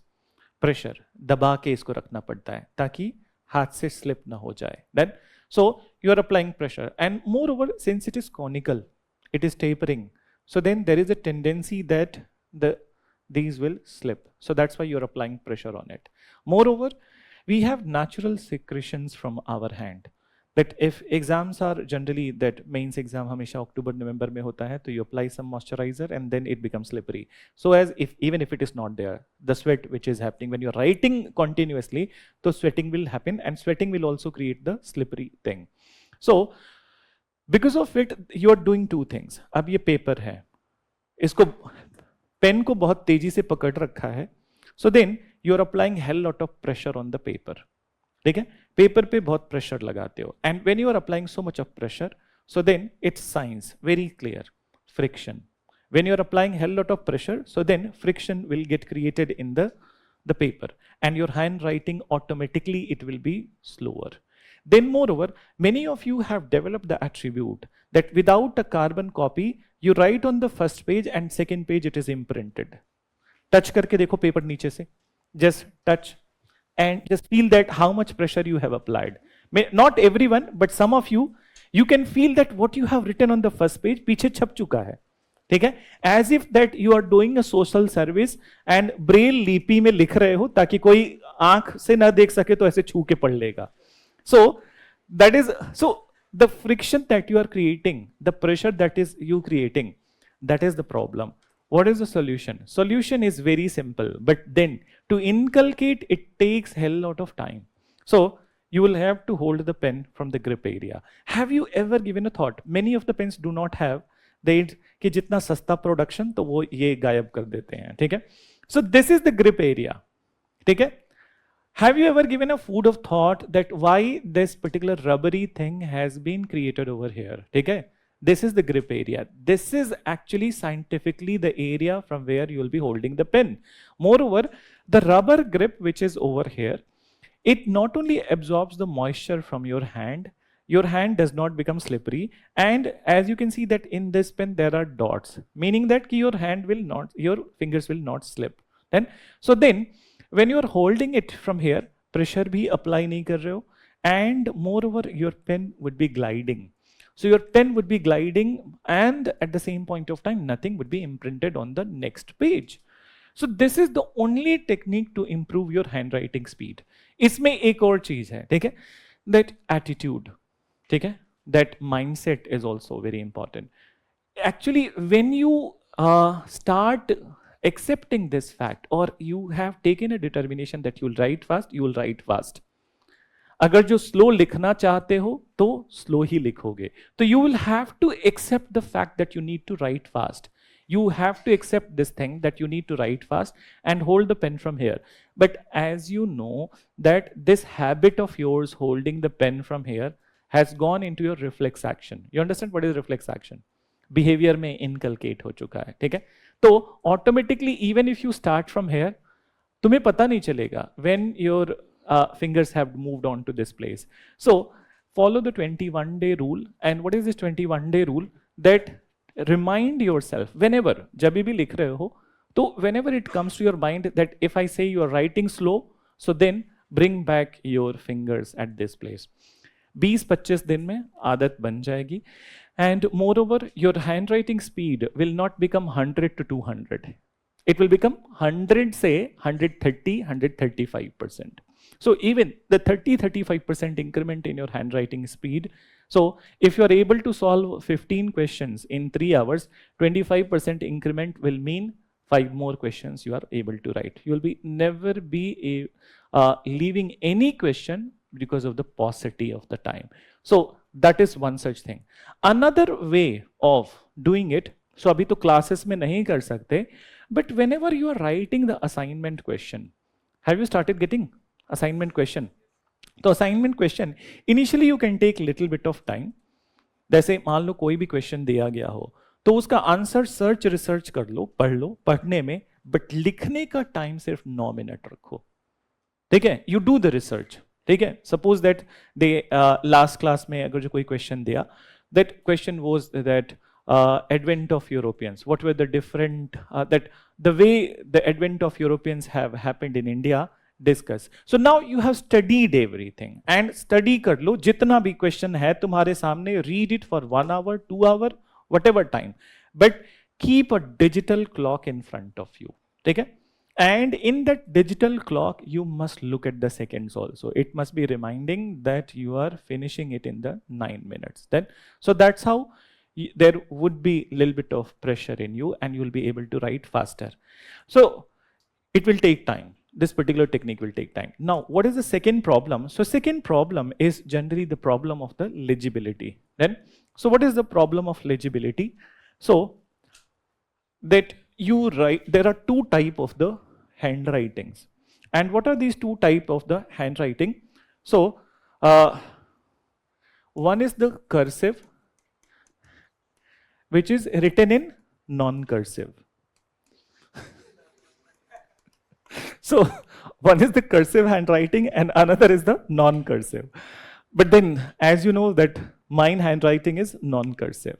But then majority of you who have beautiful handwriting, they have, that good number of the people have cursive handwriting. So cursive mein, as you know that everything would be like attached with each other. So then, cursive handwriting may be देखने में अच्छा लगता है, but then legibility is less. Then, so legibility is less. And non-cursive, even if it is not beautiful, but then legibility is high. But you don't need to change your handwriting from cursive to non-cursive and cursive to non-cursive to cursive. Go ahead with it. What you need to do, so do this exercise I'm suggesting you for today.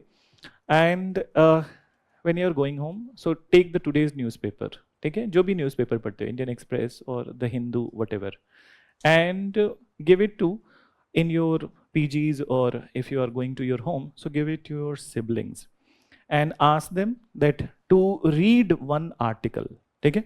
Read one article and 250 words, ठीक है? So 250 words in 9 minutes. So 250 words you write in the 9 minutes. Why this exercise is important? So when you are writing in the 9 minutes, you are matching the speed of the UPSC. And that article, you make sure that you must not have studied. तुमने नहीं पढ़ा है, वही article देना है. Bring that written part. Don't give it to your sibling who has dictated. या जिससे भी dictate करवाया है, उसे मत दो. Give it to the other person. Class में लाके किसी को दे दो. And take his version also. And ask them that whichever words, whichever letters which are not legible, उस पे red mark लगा दो, ठीक है? So for example, that it's not like all the letters of ours, that all of them they don't go with the messy thing. सब कुछ में clarity होती है, and some of them will not be having the clarity. So for example, the most of the time we encounter problem in N and H, ठीक है? R R, S, ठीक है, and then so as E, then I. So vowels में भी problem होती है. So out of the 26 letters of the English alphabet, then so in this 26 letters, you might be, after your copy has been evaluated, maybe 3 से 4 letter में problem होगी या maximum 4 से 5, ठीक है, 4 to 5. Identify which are those letters जिसमें तुम्हें problem है, that you have problem, which is not legible, which is not clear. Just work on those 4 to 5 letters to improve the legibility of it. You don't need to change your handwriting, you just need to improve the clarity of your writing. It is very important in this exam. While legibility is important, even if you have written a very beautiful answer, you might not be able to fetch the marks. The reason is, examiner के पास पूरे जीवन भर का समय नहीं है तुम्हारी copy पढ़ने के लिए, ठीक है. It's very practical fact. What is practical fact? That examiners, the UGC panel people, they are the one who will be evaluating your seats, and each and every seat they get paid for it. Then so they get paid for it. कोई संत नहीं है. Obviously it is very practical. So now what happens that when they are evaluating your copies, suppose I am one evaluator, you are one evaluator. मुझे अच्छी copies मिल गई, एक दिन में मैंने 10 कॉपी चेक कर दी, ठीक है. Legibility is good, so I checked, evaluated 10 copies. 500 रुपए अगर जो पर कॉपी है मुझे, तो I got 5000. But then you didn't got, you are unfortunate, you didn't got the good copies. You checked only that only 6 copies, and then what you'll be getting 3000. So, एक ही दिन में मुझे मिला 5000, तुम्हें मिला 3000. Then so obviously it's very practical that you, when you are not able to read, your frustration will go into the copy. Even if it is written, तुम्हें इतनी मेहनत करनी पड़ेगी पढ़ने के लिए that you will be cutting 0.5 marks, and 20 में से questions में से 0.5 if you are reducing, so it will come out 10 marks. 10 marks में कितना rank differ हो जाता है? 10 marks में 100 rank का difference हो जाता है. And what about the other copies also? 40 से 50 mark out of the list. Then, so it's very important that your handwriting must be very legible. Then, and you have to start right now, right away itself. एक और suggestion है from my side, that if some of you still facing the problem of the speed, so you need to check on 2 more things. That most of us, when we are using the pen, so just whenever you are purchasing the pen, you just look at the what is the point size, or this point which is there, what is the size. So it ranges from 0.3 to 0.7. If you are using 0.3, please stop it. Okay? 0.3 don't use. If you are using 0.3, start using 0.5. And if you are using 0.5, start using 0.7. And still, if you have a very lesser speed of writing, you can go for the roller pens. Okay? So roller pens, their point size would be 1.0. Then, and roller pen से अपने आप hands will be gliding. But understand, roller pens are very costly. You cannot write in the classes with the roller pens. अब 100 रुपए का रोज एक pen लेके आओ और 4 दिन में खत्म हो जाए, तो it is very costly. So you can identify some roller pen for your mains exam, ठीक है? But then start with the 0.7. 0.7 is the ideal size with which you can go. 0.5 भी कुछ लोगों के लिए अच्छा है, जिनकी स्पीड अच्छी है, तो 0.5, but 0.3 you never use. So this is also change that you can bring, and that's how speed in your handwriting will increase, and so as the legibility of your handwriting. I just need to tell you one thing, okay? My own experience, I remember that just like you, we were also in the that first class, and preparations, our preparation started. The very first topic was the polity, and the teacher was talking about the Indira Gandhi's episode of the this emergency, and we were so lost in the story, just looking at the teacher, and then after that, so sluggish was the speed. So I happened to look at that those friends of mine, later on they became friends, that one of the guy, he was writing so fast, and not only writing so fast, in his hand 4 pens were there like this, each and every gap. This is, and one scale over here, and he is writing, and one hand scale, underlining, changing the color, happening. It seemed like that he's behaving like an octopus. Then, yep. And I was looking at my copy. That I was like, that's so sluggish. And time and again, kabhi inki copy mein dekhu, kabhi unki copy mein dekhu. And in the evening, I called my sister that I think I will have to do a lot in this exam. कि मुझे डर लग रहा है पहले दिन से कि my writing speed is so sluggish. So then, first day this happened to me. Second day I changed my seat. उसके बगल में नहीं बैठूंगा. And then I saw one of guy that he also became friend. He was writing very fast, and he completed everything. And then once again I'm looking at his copy. I was not able to understand anything what he has written. So I got a sense of fulfillment कि चलो कम लिखूंगा कम से कम साफ तो लिखूंगा. So then I happened to ask that guy. I'll tell you कि भाई जो लिखते हो पढ़ लेते हो क्या? And then he was offended by it. कैसा कैसे बोल दिया? हाँ पढ़ लेता हूँ. तो मैंने कहा नहीं बुरा मत मानना डॉक्टर की हैंड राइटिंग की तरह है. So prescription. So now actually after 1 week or so he took it seriously. But to improve his handwriting, and he said that actually पढ़ नहीं पा रहे. So then we consulted one of our teacher, and then he told us these all things, and then he incorporated. So he improved his legibility of the handwriting, and you may not believe that handwriting was not at all beautiful, but his rank was very beautiful, rank 5. So it doesn't matter that you must have very beautiful handwriting. What matters in this exam? It must have legibility, and you must have that determination to make that change in you. Okay? That's how. So courses karo next class se whenever we are going into it. So try to improve the handwriting speed. Okay? And rather than looking at each other's copy, पहले अपने position को देखो. Check करो that where you are holding the pen. So since that decline of Mughals, I could not have completed this lesson. So there would be near about 10 days gap. I would not be here. So the other classes will happen. I am taking a leave from today because of some family function. So we'll be coming back in the first week of the May. So then we'll restart with the decline of the Mughals. Okay? Chalo. So this is for today. But meanwhile, do this exercise and check the pens for yourself, which is suitable for you. Chalo, thank you.